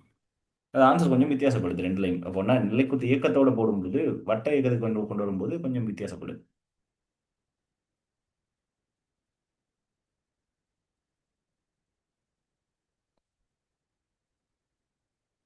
Okay, அடுத்து 49வது சேர்த்திருப்போம். விசைத்திருப்பம். என்னது பாருங்க, என்ன சொல்றாங்க? 50 கிலோகிராம் திணிவுள்ள பொறி நுட்பர் ஒருவர் கைப்பிடியை 70 சென்டிமீட்டர் வரைக்கும் நீட்டி உருவிற் காட்டப்பட்டுள்ளவாறு அதன் ஓரத்தில் நின்று கொண்டு முறுக்கிய சுரையாணியை வெறுமனே திருப்பலாம். அச்சுரையாணியை மட்டுமட்டாக திருப்புவதற்கு நீட்டிய கைப்பிடியின் மீது ஆணையிலிருந்து எவ்வளவு தூரத்தில் 70 கிலோகிராம் திணிவுள்ள பொறி நுட்பர் நிற்க வேண்டும்னு கேட்குறாங்க.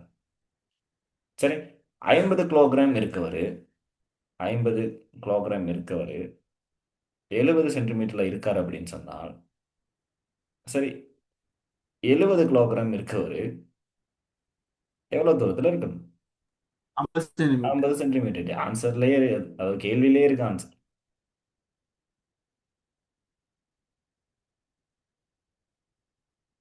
ஓகேவா? அடுத்து 50வது கேள்வி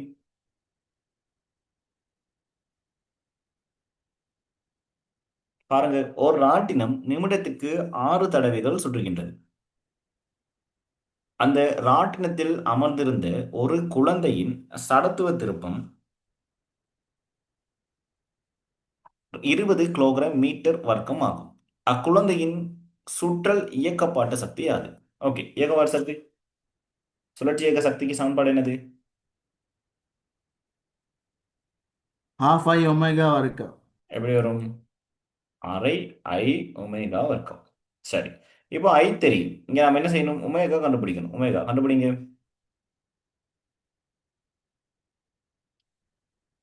எவ்வளவு வரும்?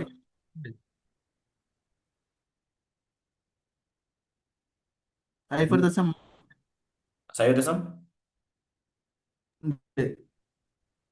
பாருங்க, என்னது? 2π எத்தனை தடவை ஒரு நிமிஷத்துக்கு எத்தனை தடவை சுத்துறாரு? 6 தடவை சுத்துறாரு. ஒரு நிமிஷத்துல எத்தனை செகண்ட்? 60 செகண்ட். சரி, பிரிச்சிங்க அப்படின்னு சொன்னாலும் உங்களுக்கு 0.628 ரேட் செகண்ட் -1 வரும். ஓகேவா? இப்போ என்ன செய்யுங்க, ஐ உங்களுக்கு தெரியும் 20ன்னு சொல்லி.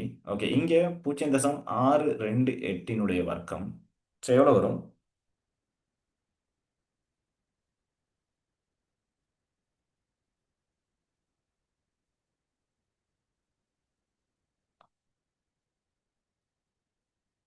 7.88 ஜூல்.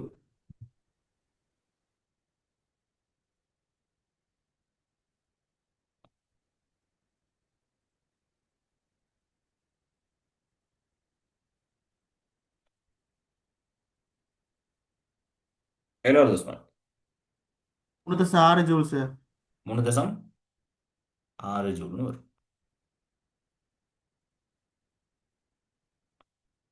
எத்தனாவது ஆன்சர்? ரெண்டாவது ஆன்சர்.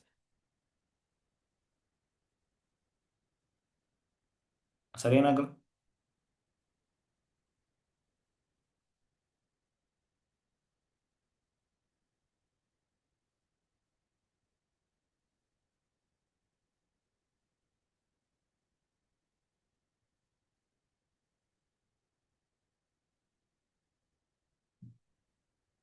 ஓகே, 3.94 கிட்ட வரும். ஸோ நீங்க பைக்கு பேர் வந்து இது கொஞ்சம் போட்டு பார்த்தீங்கன்னா சரி.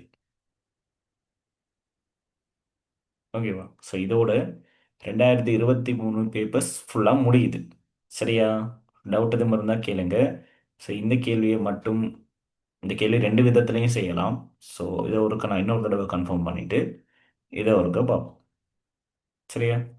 ஸோ அதே மாதிரி இல்லாட்டி வேற ஒரு கேள்வி ஒன்று தரேன், இந்த நிலைக்குத்தா வந்தாலும் எப்படி செய்யலாம் அப்படின்னு சொல்லிட்டு, அதாவது வட்ட இயக்கத்தோடு சம்மந்தப்பட்டது எப்படி செய்யலாம் அப்படின்னு சொல்லிட்டு. ஓகேவா? ஸோ வேற ஒரு கேள்வி இங்கே விடல் தானே? சரி, ஓகே.